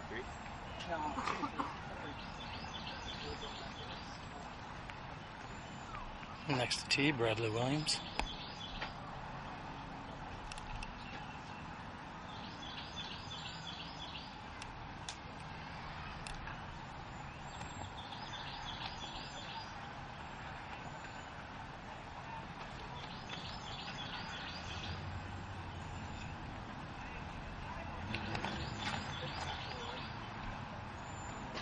Bradley Williams throwing what I believe is a PA3. And correction, PA1, according to Drew Gibson. That is a Prodigy putter.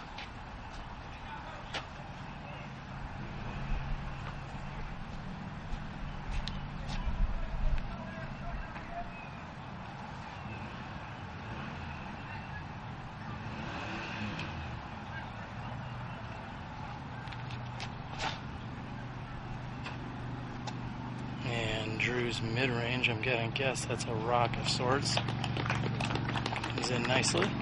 Sorry, Greg, I missed you. I'll see you back home. I know you will.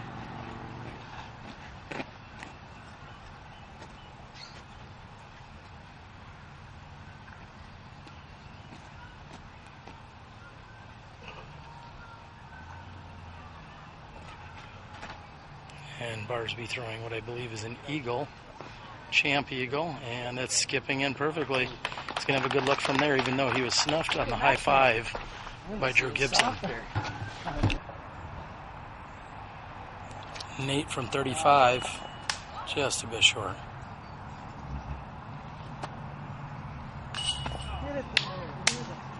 From nearly 40 feet, McBeth's putt comes out somehow. And Williams makes good from 33.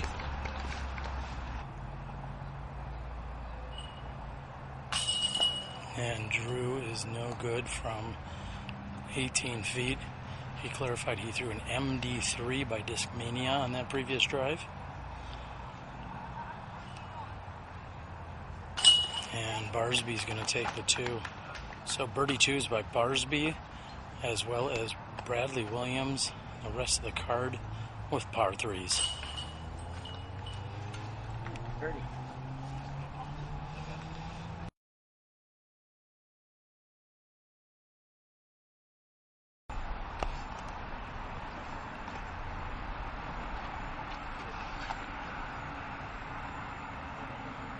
Williams' shot is up and right. However, if it finishes, he's going to be looking at a 35-foot putt.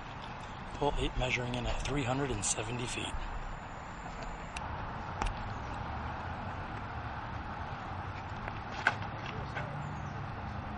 And Barsby again throwing his champion eagle, and it's on the right-hand side.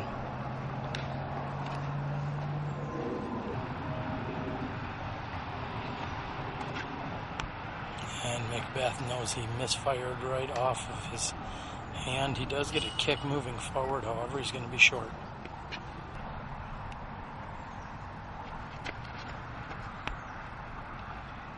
Sexton going with a very nice looking forehand. And the long grass keeps it from skipping directly to the pin, however, it was a good looking shot. Drew Gibson on the tee.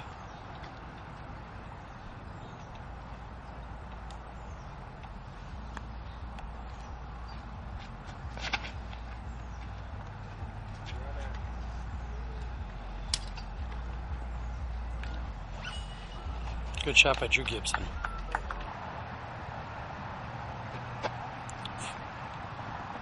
Barsby's attempt from 45 is wide right.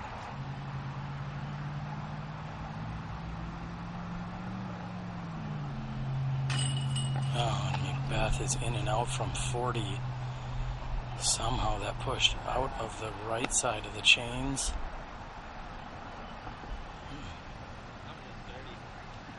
It just sat there. How that one didn't go? It like hit and did a spin. It just stopped. Drew Gibson has about 33 feet, maybe 30 feet to the pin. He threw his MD3 mid-range past this 370-foot hole. And he capitalizes and gets the birdie too.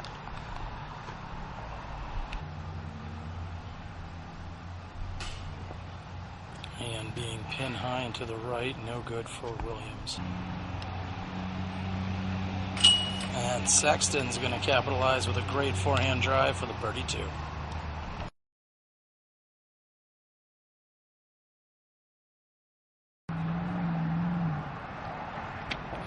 Nate getting a little friendly advice from his teammate Drew Gibson as to how far away this hole is and exactly where the trees are in relation to the basket. Drew says he's not very good at throwing forehands, and he still throws one on this hole, so he's trying to help out Nate by giving him that little insight. I'm going to go for the kick step here on Drew's right leg.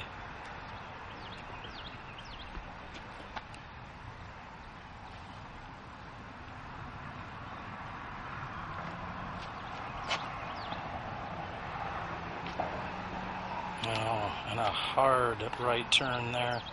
Not what Drew was looking for.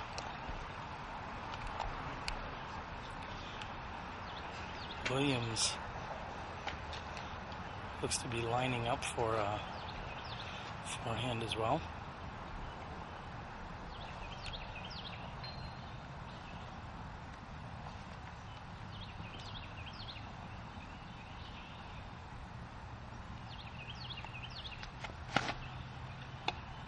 A very nice low flat forehand, and that's going to be just past the pin. Great shot by Bradley Williams. Fourth tee, Greg Barsby lining up a forehand as well.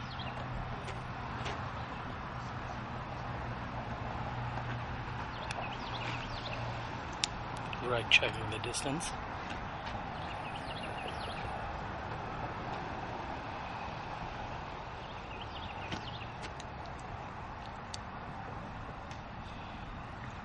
And catching the tree on the left-hand side. It's still going to leave him with a long putt.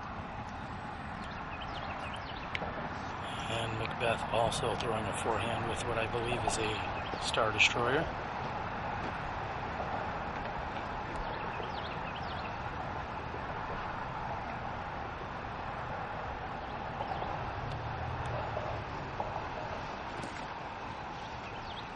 And that getting a little more lift than he was looking for. But he'll have a putt from there, 320 foot. Till number 9. Drew from about 70 feet. You can count those paces to see how accurate I was. Very nice birdie putt by Drew Gibson. Barsby from 42 makes good. Solid putts here by this leader card on hole number 9. And Williams is in. I believe as we watch the final few 115 feet with a slight headwind. Drew's throwing an MD3 mid-range. Unfortunately, that's carrying hard left. However, the sheer fact that he's throwing a mid-range there off the tee, I think he was being sarcastic a moment ago when he said that was cool. Bradley Williams has a driver of sorts in his hands. Again, there's a slight headwind that you may hear and see right now.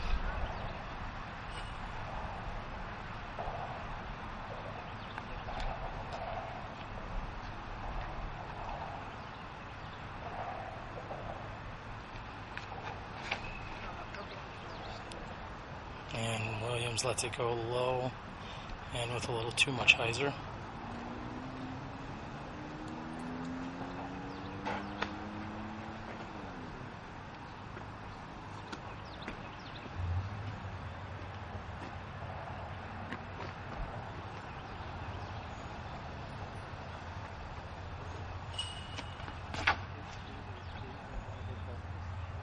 Barsby gets a little flip up.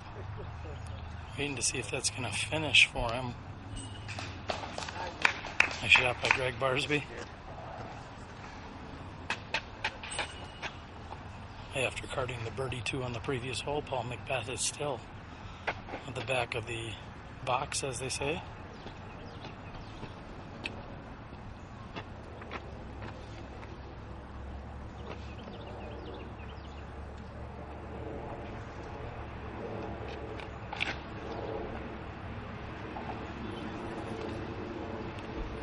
And McBeth looking for that to carry left. And he is right next to the pin.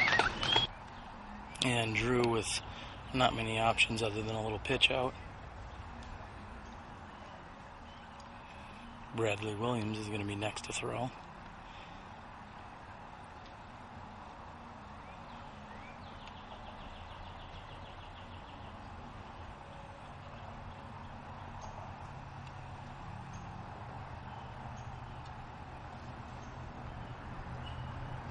And Bradley's just left.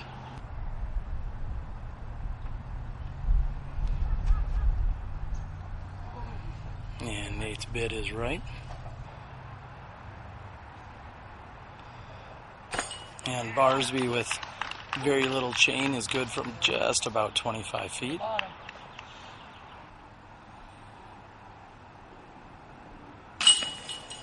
Solid putt by Drew Gibson. We'll see Bradley tap in for his 3. Nate should do the same, and McBeth has closest to the pin for an easy tap-in birdie here on this 415-footer. Players are through 10 holes at this point with 9 to go. We've got a great battle on our hands. Yeah. Nate telling Paul to step aside as Paul taps in. We're through 10. Let's move to hole number 11.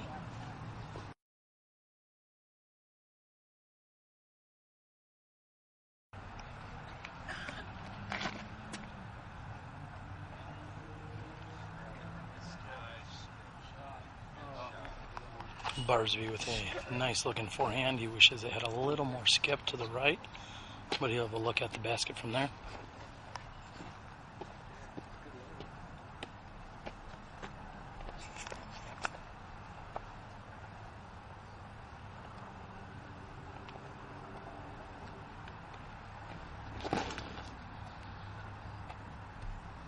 And that appears to be a slight misfire there by Paul McBeth. He's deep and left of the pin. Looks like he had a little too much Anheuser on it coming out of his hand. This is Nate Sexton.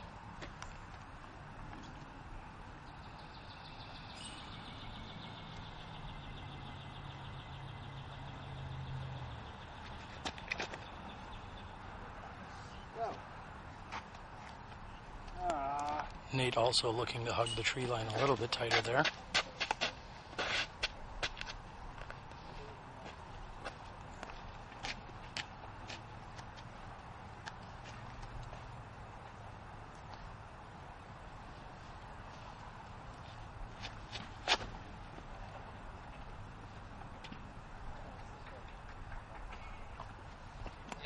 Again, Drew not quite as close to the tree line. You really don't want to flirt with that right-hand side, because if you get stuck in there, there's usually not much look at the basket.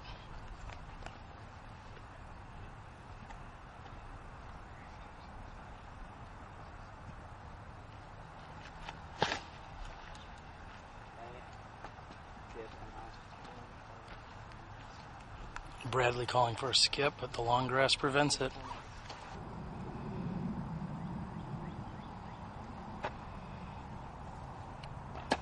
And McBeth just short on his birdie attempt.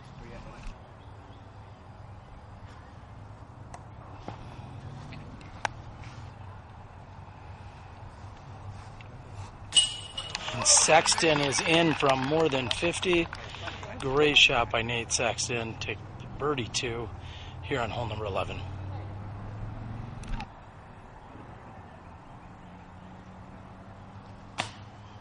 And Barsby's just off the top.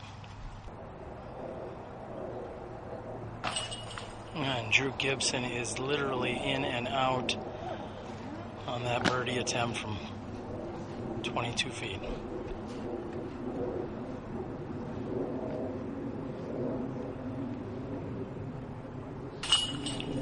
McBeth is in for 3, as will be the rest of the group. Again, Nate Sexton, good from just about 50 feet, maybe a little more, to take the only birdie 2.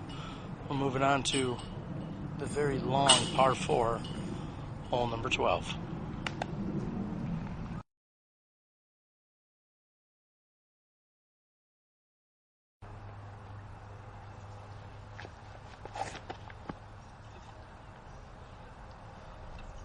And Nate puts down a really good looking roller that's going to need to stay out and on the left, because if it cuts in too early, you're going to not get around that bend, but it appears that he's done just that.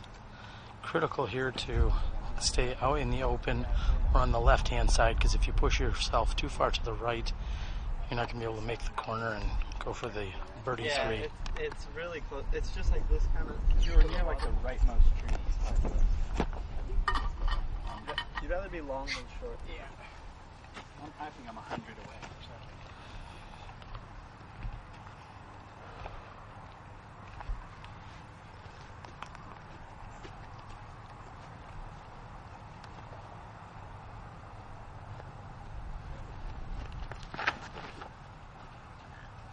Get over. Get over. That's not bad though. Barsby also throwing a roller, and that's going to be just fine for him to try and get up and down for 3.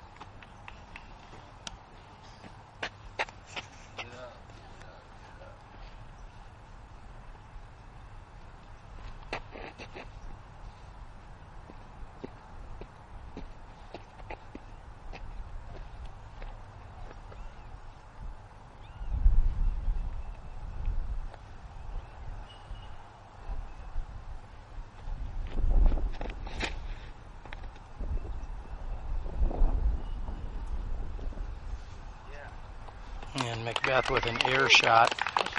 That is absolutely beautiful as it curves around the right hand rough. Gibson up next.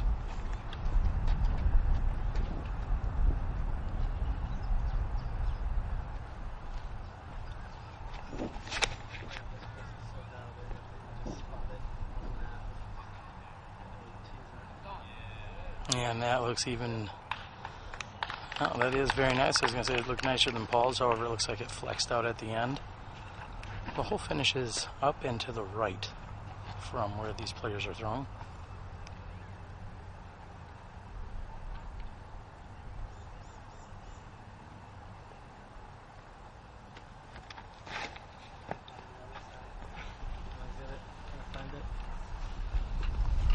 Williams also throwing a roller, however, it looks like he got hung up. Williams with a forehand shot. Barsby also going with a forehand that's going to finish to the right but get a kick left. Nate has an easy approach. Drew has about 100 feet to the pin, and it's just off the rim.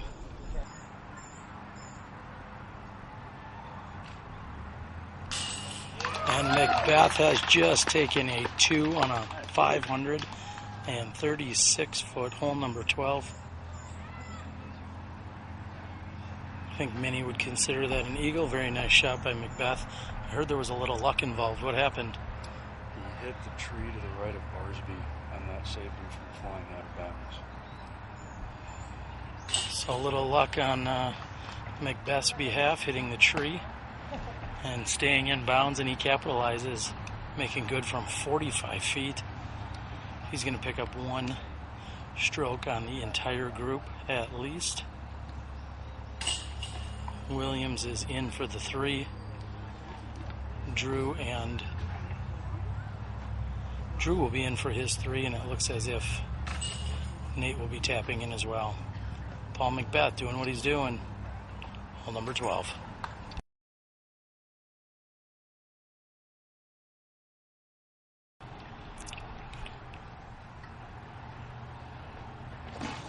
Paul McBeth going with a forehand. coming in nicely, and not much of a skip. However, he's just short of the pin. Golf clap by Drew Gibson.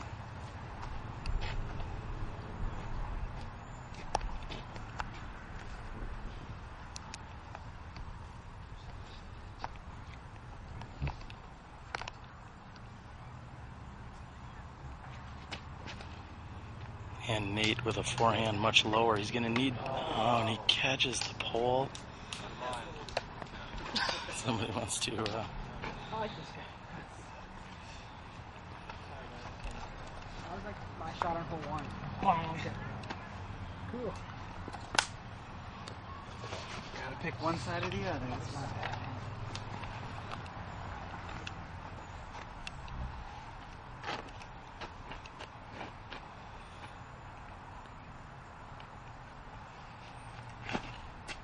Barsby, also a forehand, just narrowly missing that pole. And just past the basket. Again, 342 feet here on hole number 13. Perfect shot by Greg Barsby.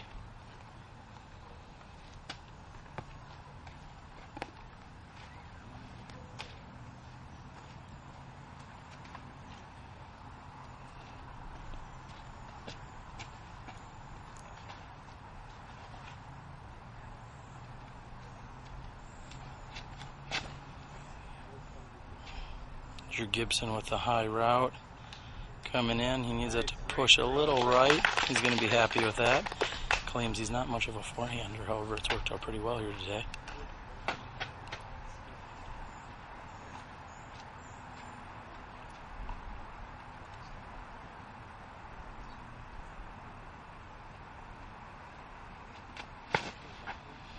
Bradley Williams also going high. He's going to need that to finish hard.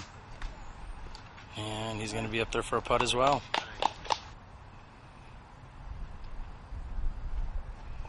Nate has about 100 feet to the pin, and he's within 15.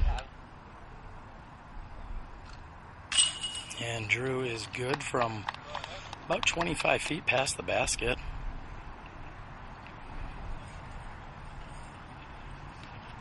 Next to putt would be Bradley Williams.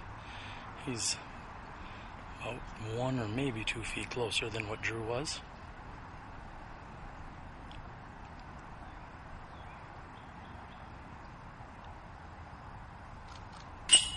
And Bradley is good for the birdie too. Barsby has less than 15 feet.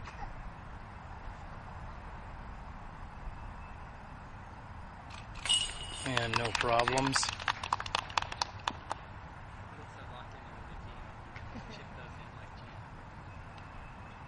Sexton will tap in from 10 feet.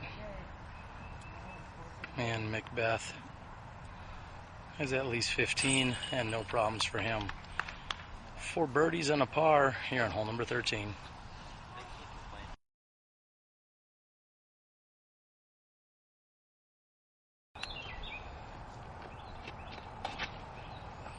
At 625 feet, we're here on number 14, which is a par 4. And Paul McBeth has thrown at least 400 feet on a straight hyzer.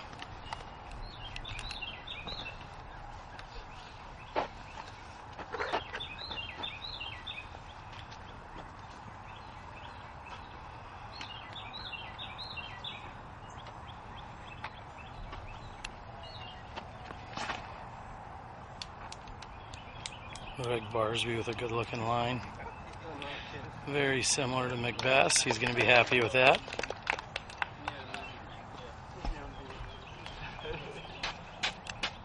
Drew Gibson has a cannon for an arm here.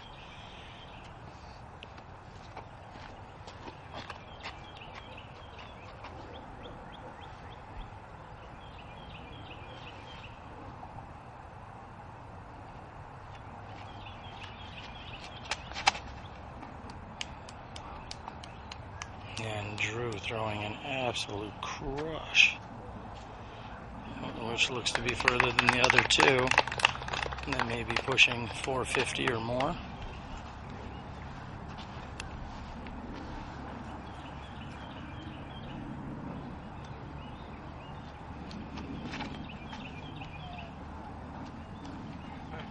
and Bradley Williams. Nearly identical to what we've seen. And Nate's just looking to do the same.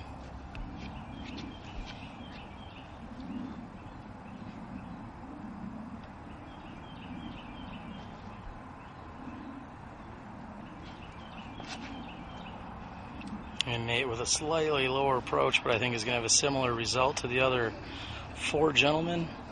Great shots here. They're making it look easy on hole 14.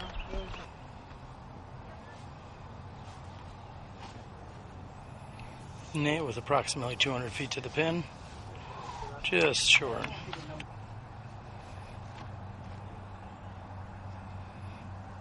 And Barsby is a little short and left.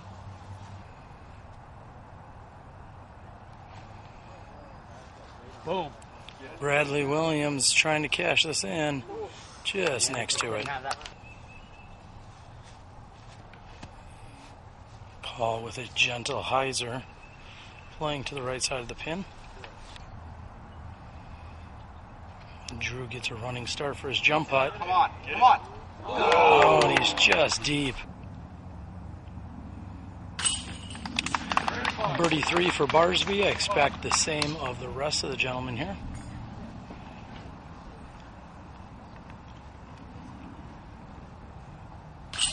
No problems for Nate.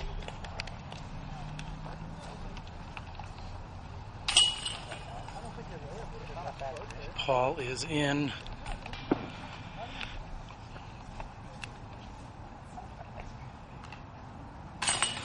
Williams just a little bit right, but he's got it. And Gibson is in.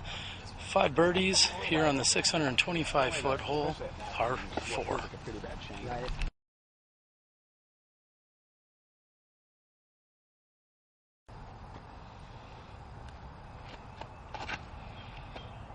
'15 is 405 feet with a low ceiling.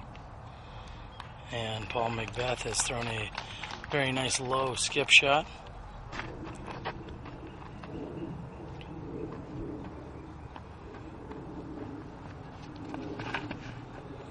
Barsby's going with a roller, which is a very unique choice here. I don't see that all too often. However, looks like he's at least pin deep, maybe even a little deeper. He's on the left-hand side.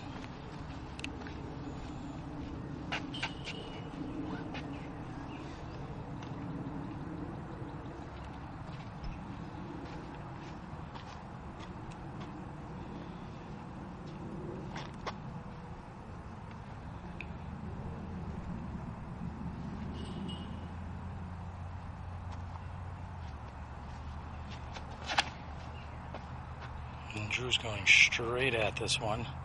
Most players play a little bit of a hyzer. However, Drew went straight at it and got a very interesting... Barsby thinks he may have hit a landmine. Has that shot straight up into the air. Very odd bounce, or skip, so to speak.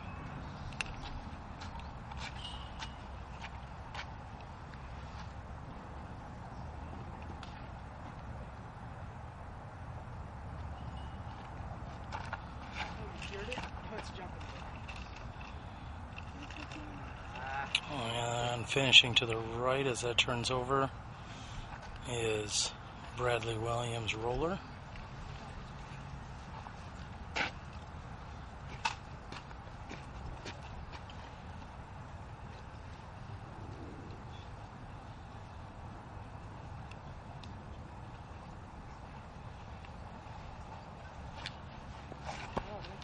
And Nate also throws a roller, however, that's going to stand up and finish right.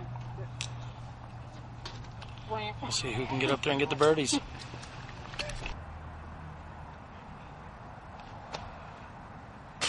Oh, Nate is just off the front. And Williams airballs from just outside 35. And off the top, Barsby from just inside 35 feet.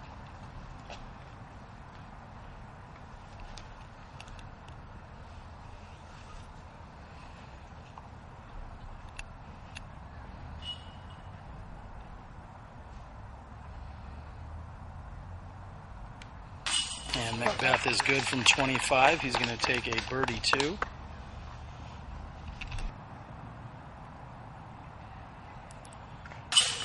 And after that sky-high kick, Drew still makes good on the birdie 2 from 23 feet.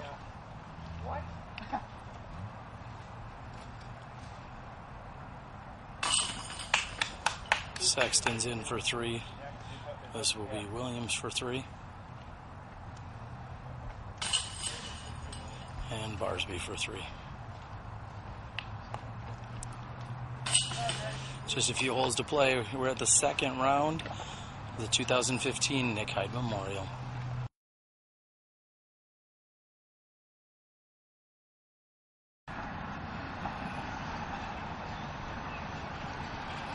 There's a number of short holes back to back here on 15, 16, and even 17. Correction, 16, 17, and 18. Paul McBeth has put himself within 8 feet of the pin.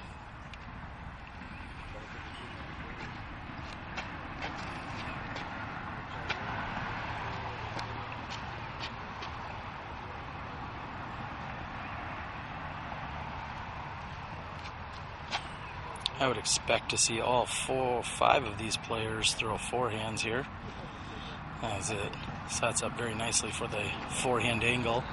They're throwing slightly uphill. 246 feet here on hole 16.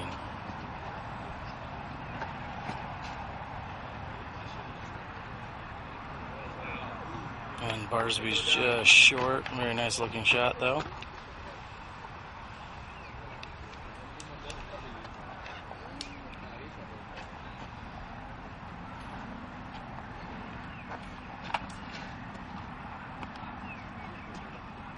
And Williams throws a backhand, just as effective.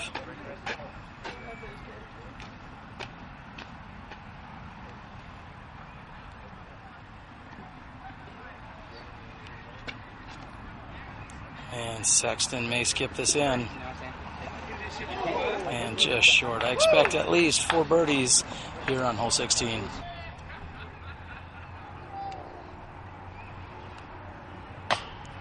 And Drew is off from 25, just a bit high.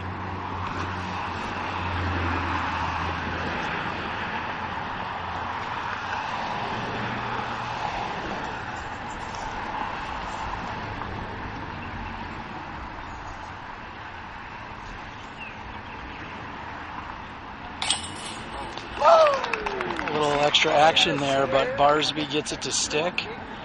Well, that's one of 2 birdie opportunities here on 16.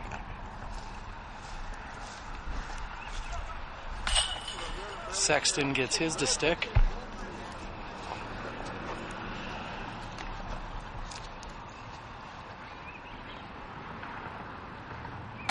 Williams taps in.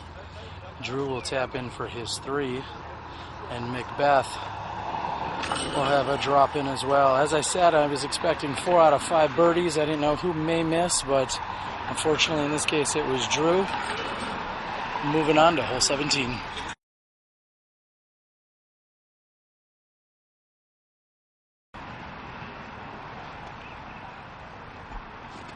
McBeth with a very easy forehand here.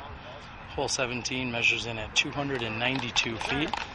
We may see some players throw to the right, either the high or low route. However, with how proficient they all are at forehands, I expect to see a majority of forehand shots, as we just saw with McBeth. Again, 292, perched up on a little knoll that has somewhat of a fast green.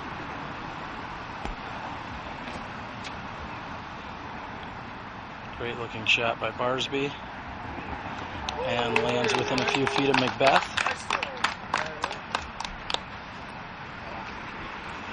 Bradley has a mid-range in his hands. And it looks like he has switched it up to some form of a driver. He's going to go to a forehand.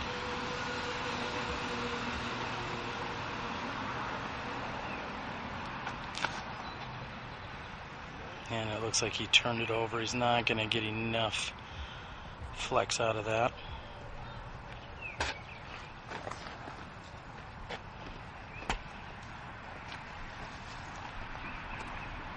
Nate, of course, throwing a forehand.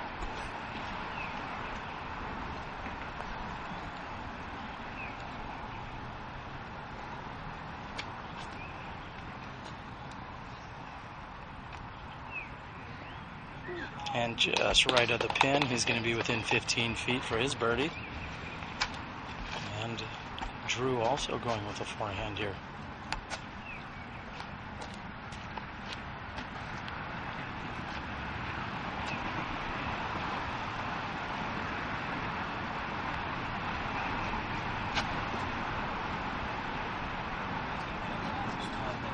A little bit short, but it will work for Drew. He's going to have a putt from there.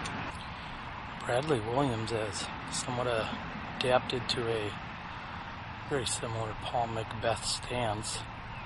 Something I've noticed here today. And he is wide right. And Drew somehow gets that one to stick. He's got to be happy with a little basket love on that one. Seemed to be a little high and right. However, he's in disbelief himself, I believe, but he'll take the birdie too. Paul McBeth, no problems. Nate Sexton should have no problems. He's cleaning up from just about 10 feet for his birdie. Barsby is less than 10 feet. He'll take a birdie too. Bradley Williams will be the only one on the card to not capitalize on this 292-foot hole. Just 2 to play here at the second round coverage of the Nick Hyde Memorial.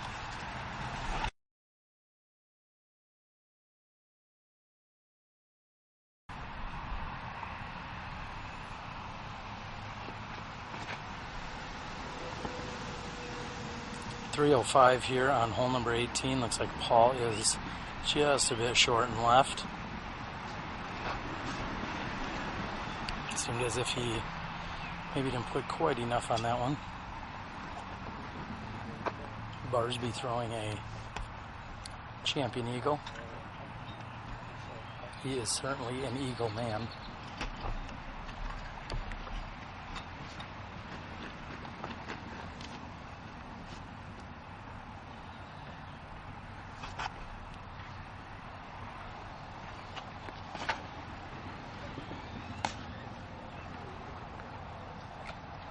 And it gets caught up on the right side, but somehow carries straight to the pin. I want to let everybody know that didn't happen for the first 10 years I played in the Open. Barsby saying he's getting a little extra love here in his 15th year. Veteran years. Right?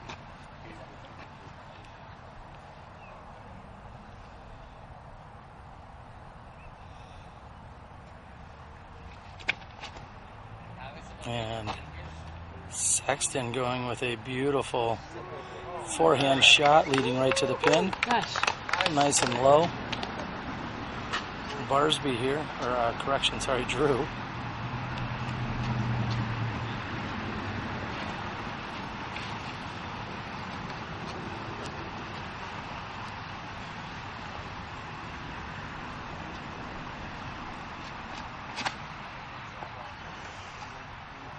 Drew's going to need for that to finish and get a little skip. And that should give him a putt from inside 30. Last to tee, Bradley Williams.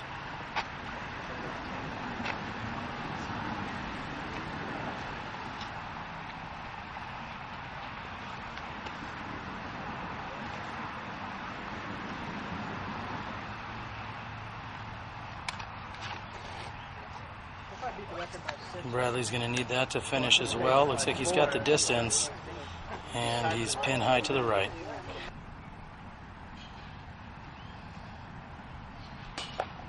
Williams' putt is just short.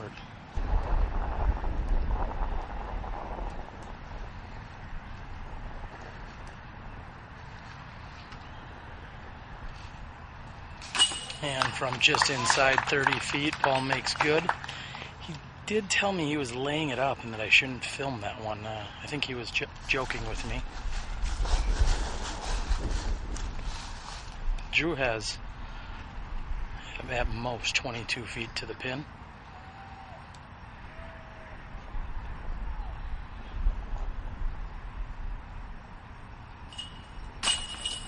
And caught high left chain, but not enough.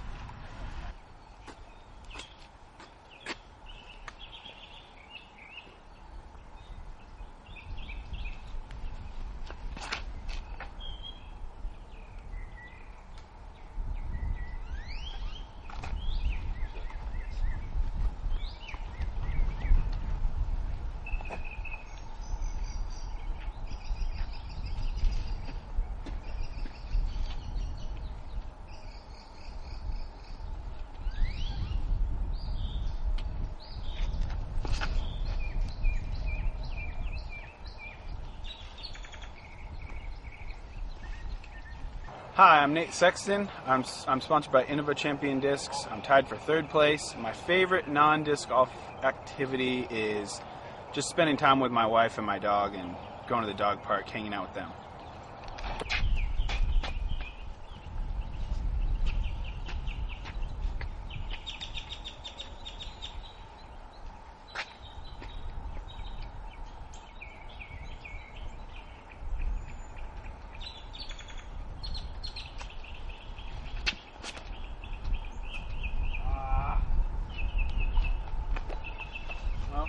Not in the wood. Hi, I'm Ricky Wysocki.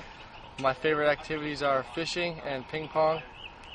And what else you want? Any sponsors, start over. Go ahead. And I want to thank my sponsors, Latitude 64 and Voodoo Golf Bags.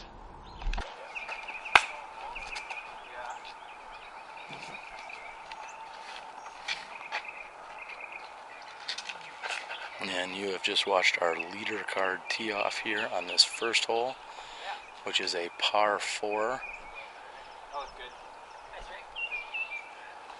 Welcome to the 2015 Nick Hyde Memorial Round 3 leader card coverage.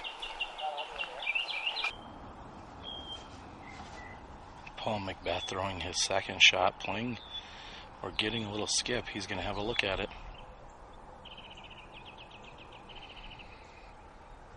Nate Sexton approaching to the pin, and he's going to be looking at a birdie 3 opportunity. And Barsby's throwing out into the right. He's going to want that to finish a little bit. He'll have a putt for birdie. And Brody Miller with a hyzer approach. Very nicely done. Ricky Wysocki with about 90 feet to the pin. McBeth from 35 makes a phenomenal putt right through the corridor of those 2 trees, dead center. McBeth starting with a birdie 3 here in the first hole.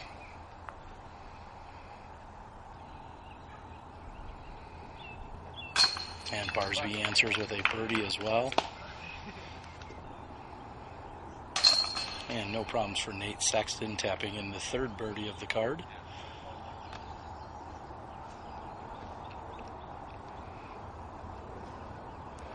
And Brody will be 4th to putt.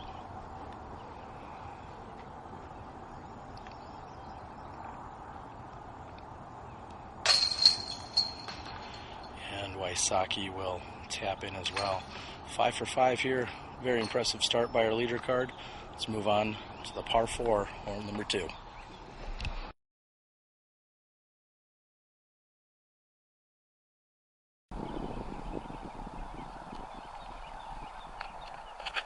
And Paul McBeth teeing here on this second hole. Oh my goodness. And Greg Barsby says, "Oh my goodness." Looks to be a very... No! Turned around and came back. Barsby doing the play-by-play for us.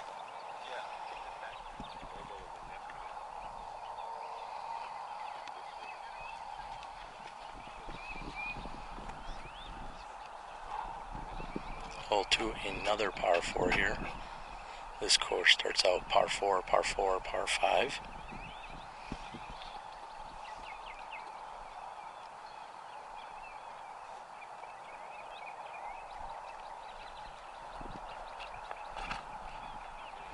Barsby going with a much lower shot, and if that can get up and past that dirt, he'll have a good look at attacking the pin for a 3.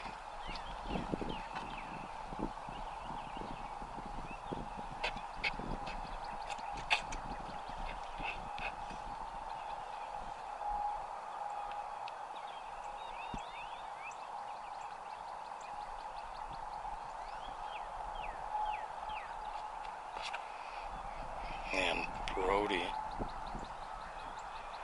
with a very nice shot. He's going to look for that to either finish hard left, or he's going to have to contend with some trees in the center.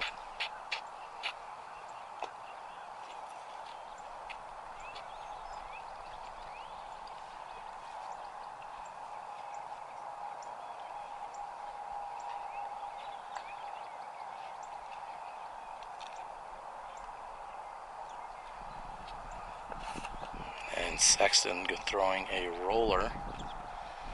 The grass is a little wet and longer down in that area. It's not too far from Barsby's shot.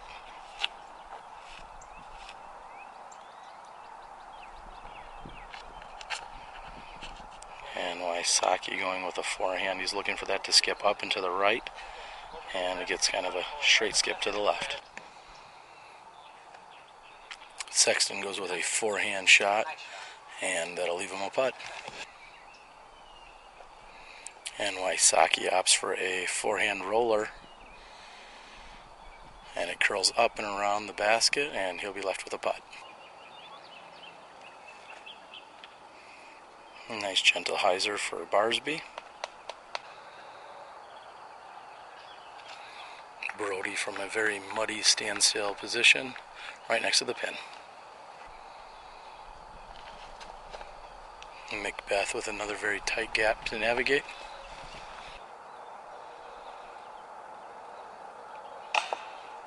Sexton just a bit short.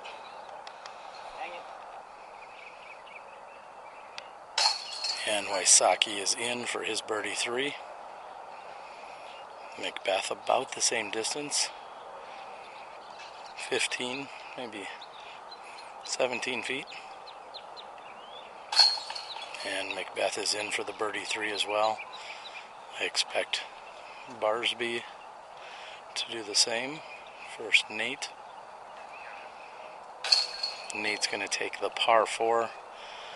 And both Barsby and Brody looking at birdie 3s.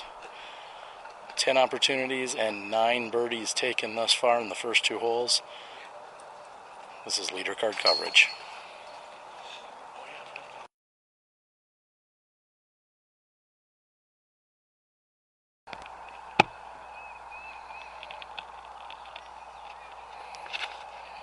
And McBeth going with a crushing anhyzer out and around as that is carrying way past.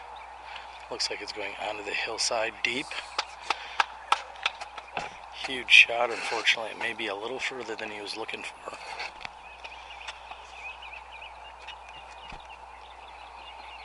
Barsby going with a forehand.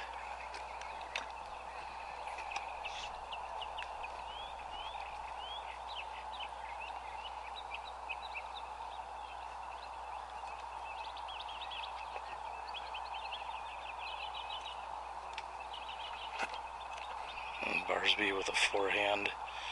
If that gets past everything and finishes right, he'll be in a very good position. He really likes it.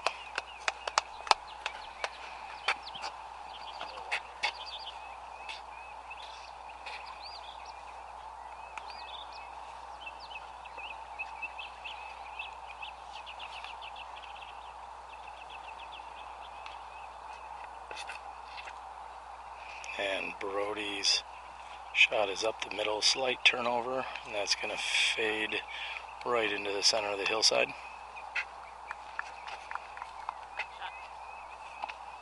Thank you.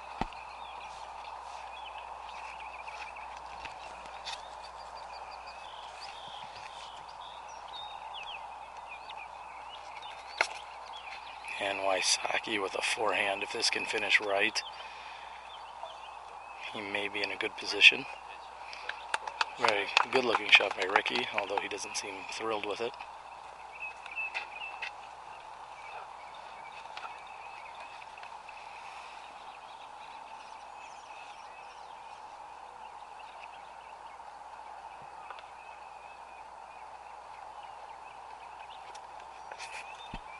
And Sexton going out and over as McBeth had done.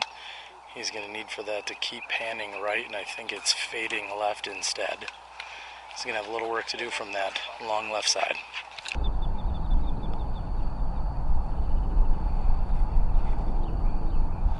Sexton throwing a very nice looking shot straight ahead.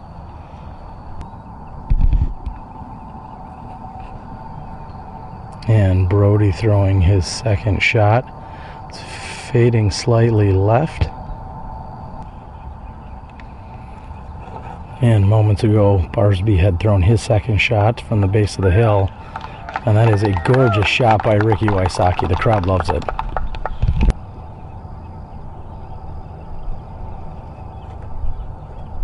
And Paul McBeth chooses the small gap to fight through. Sexton from a standstill approach grabs a tree. And Barsby throwing an Anheuser with his putter and left side. And Brody's precarious lie, he throws out to there. Nate's fourth shot is right next to the basket.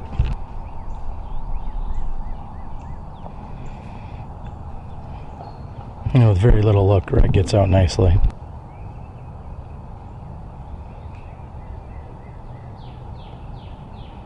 McBeth for eagle. Oh. Just off the top.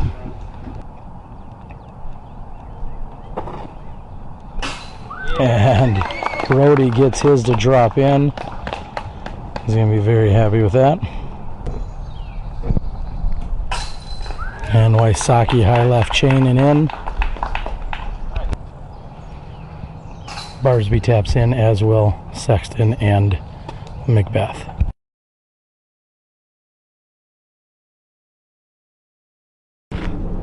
And Wysocki's forehand is coming in here on hole 4.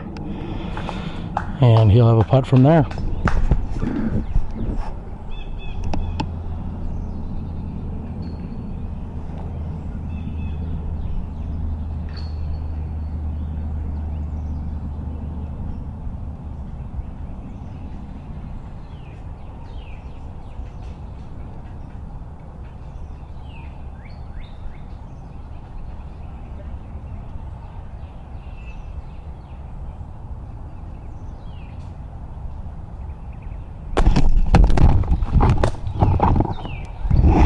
Beth stops just 12 feet from the pin.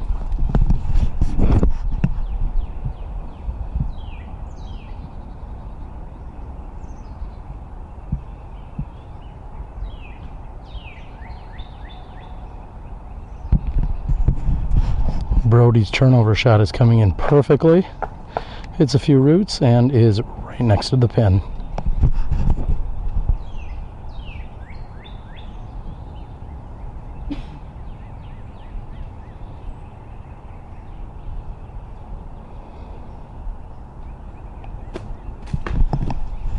And a very fortunate kick for Greg Barsby, as that keeps him on the edge. He's going to be looking at less than 30 feet with little obstruction. That was a very good kick for him.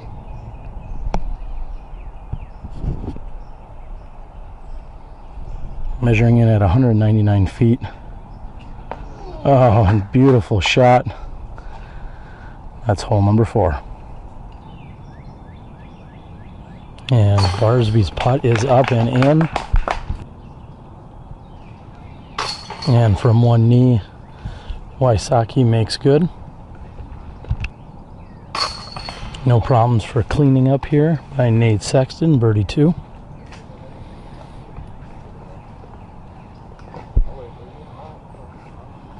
Paul McBeth with 15 feet.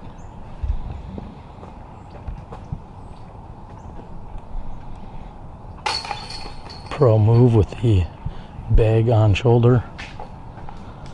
And Brody cleans up. 5 for 5 on the birdies.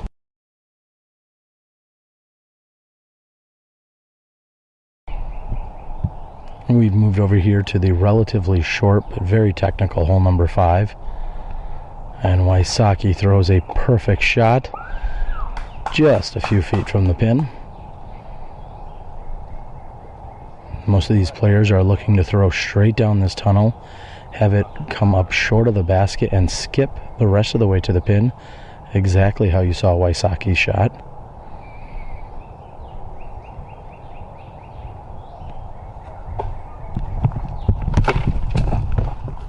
And McBeth is going to be near this line.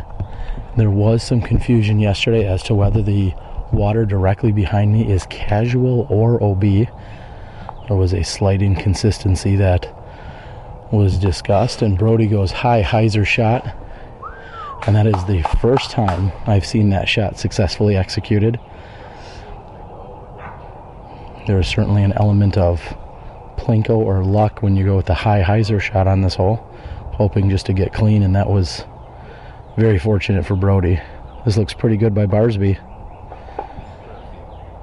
And a little bit short. Looks like he had thrown a putter.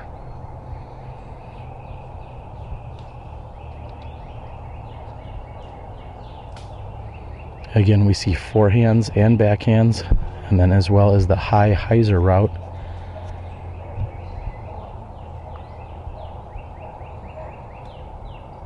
Sexton coming straight up the middle and kicks off the tree. He'll have a putt. And Barsby straddle from about 25 feet is good.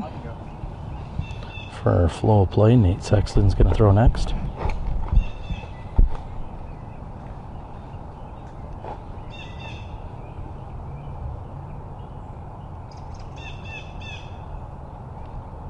And Nate is good.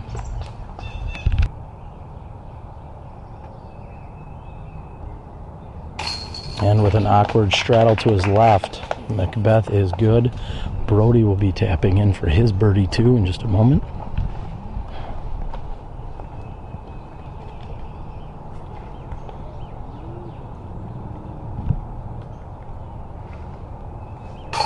And Wysocki will do the same.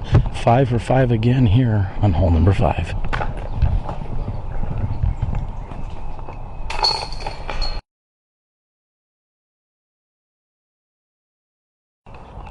Moved over here to hole number 6. Ricky Wysocki on the tee. And a beautiful shot by Ricky.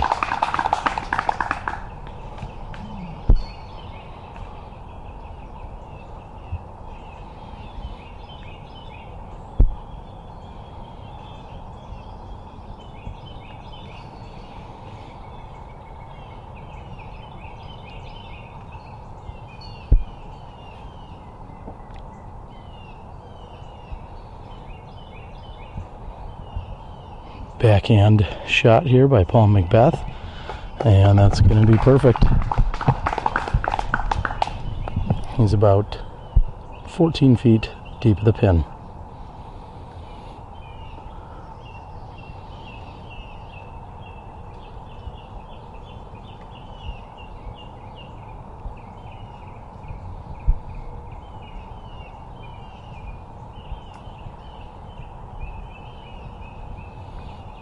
Brody coming in with a shot and about 8 feet deeper than Paul McBeth's.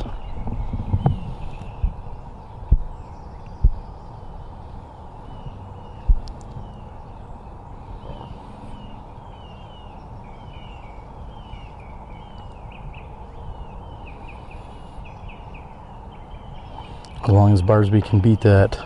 No, I wasn't going to say that tree. I was originally going to say this large tree. The players cannot see the basket whatsoever. It is perfectly guarded by that large tree I just showed you. They can navigate slightly left or right of that large tree, and they'll have a good chance at a birdie too. And we see Sexton coming in with a forehand. And he'll be left with 20 feet for birdie. Barsby with at least 80 feet to the pin. Could be a little more than that.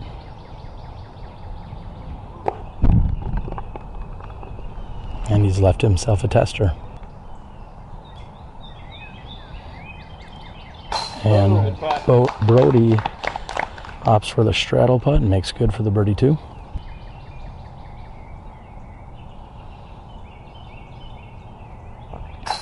And Barsby cleans up for the par. A little more work than he was looking for here on hole number 6. Nate has less than 20 feet for birdie.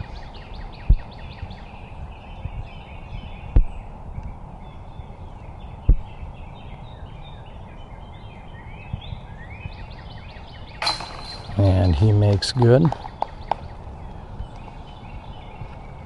Ricky about the same distance.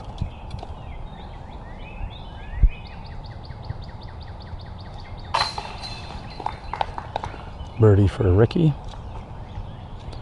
And Paul just a foot or two closer than both of them. And no problems. 4 for 5 here on hole number 6.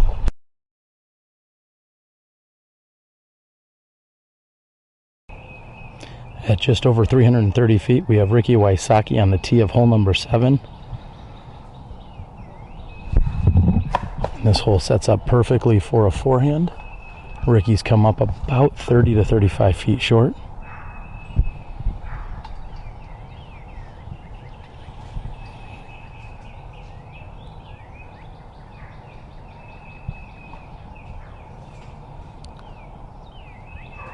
Ricky has maintained the tee box since taking the Eagle 3 on hole number 3. All of the competitors in this group playing very well right now. And McBeth has turned that over and found the left-hand side of the fairway. He's going to have a little bit of work to do from inside there. He's at least 150 feet from the pin. Again, with the slope of this hill, this hole sets up perfectly for a right-handed forehand shot. Brody's going to have just the right angle and speed on this, throwing the backhand. And he has kicked also. After hitting his right-hand side of the fairway, it kicks over to the left.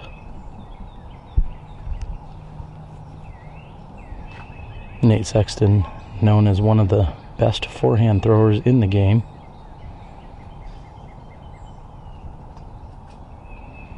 Nice and low, coming right at us, and just past the pin. He'll have a putt for birdie from there.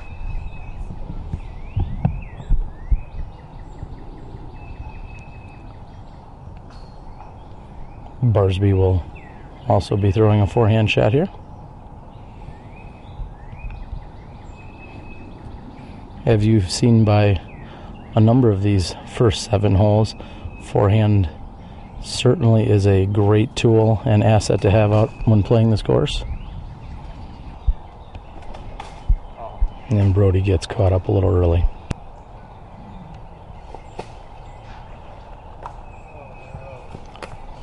And McBeth's shot is just off. And Barsby with a forehand approach. Nicely done. And a solid approach here by Brody.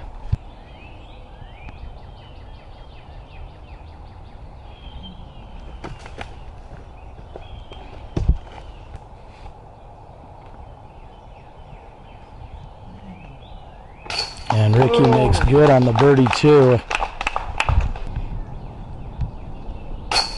And McBeth will put in for a 4, relinquishing 2 strokes to Wysocki, as well as 2 here to Nate Sexton, who's looking to line up a birdie too as well.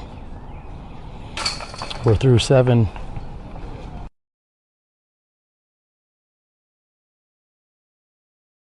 After carding the birdie 2 on hole number 7, Wysocki Throws a very nice shot here on number 8. He's just a few feet away. This hole is relatively short, however, there is a mandatory. The players must navigate to their left of the tree that's on the left-hand side of your screen. You will see more than likely at least 4 forehands here, possibly even 5. Nate Sexton needs that just to sit down, and he's just a few feet closer than Wysocki. He'll have an easy tap in too.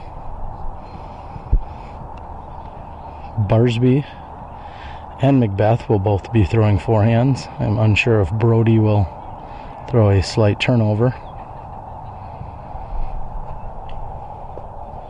And they're making it look easy as Barsby's pretty much on the wood chips, also looking at an easy birdie too. Deep and left of the basket is a drop off with a very nasty hillside and trees and shrubbery.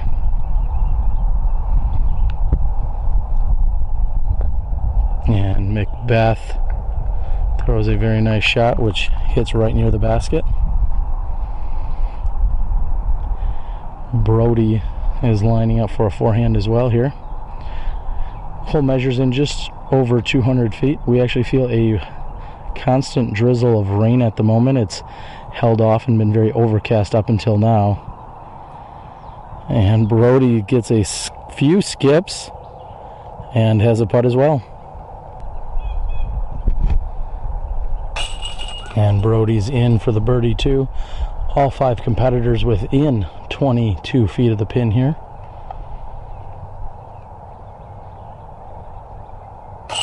Wysocki is in. Expect obviously the other 3 to tap in here. They're all less than 10 feet from the pin. This looks to be a modified basket. Some form of DGA bottom with an Innova top.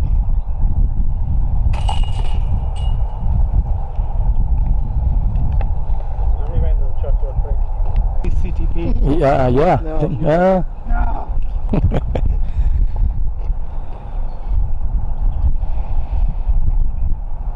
And after a long run to the truck, Nate gets back and makes good on the birdie too.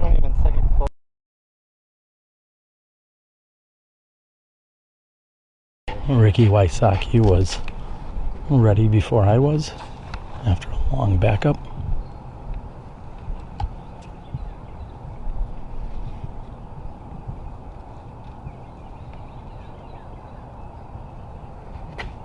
Wysocki's shot had gone left and finished somewhat in the center. Not quite as far as Nate Sexton's just threw.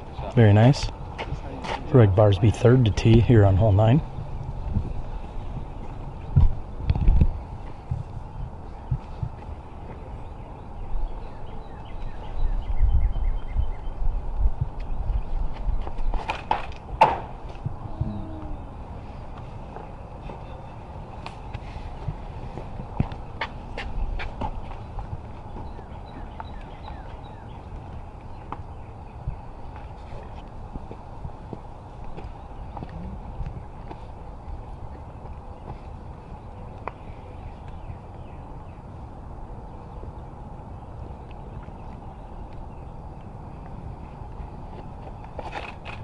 McBeth throwing on this 402-foot hole, catches a tree on the left-hand side. Brody Miller, 5th to tee.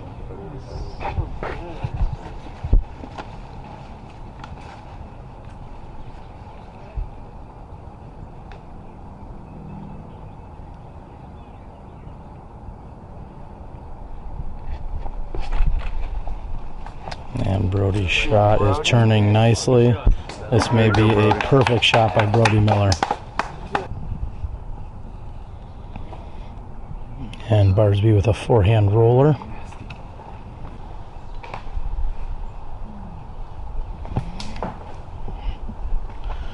Wysocki with an overhand. That goes about 80 feet. McBeth with a forehand from one knee. Spider.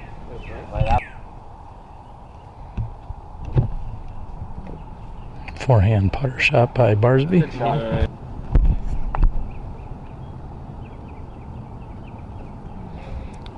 Sexton with a very nice shot right next to the pin. Wysocki from one knee.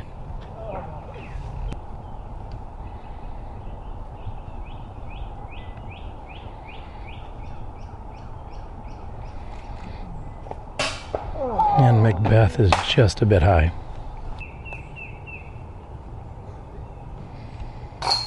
And Barsby saves the 4 after a very challenging first lie.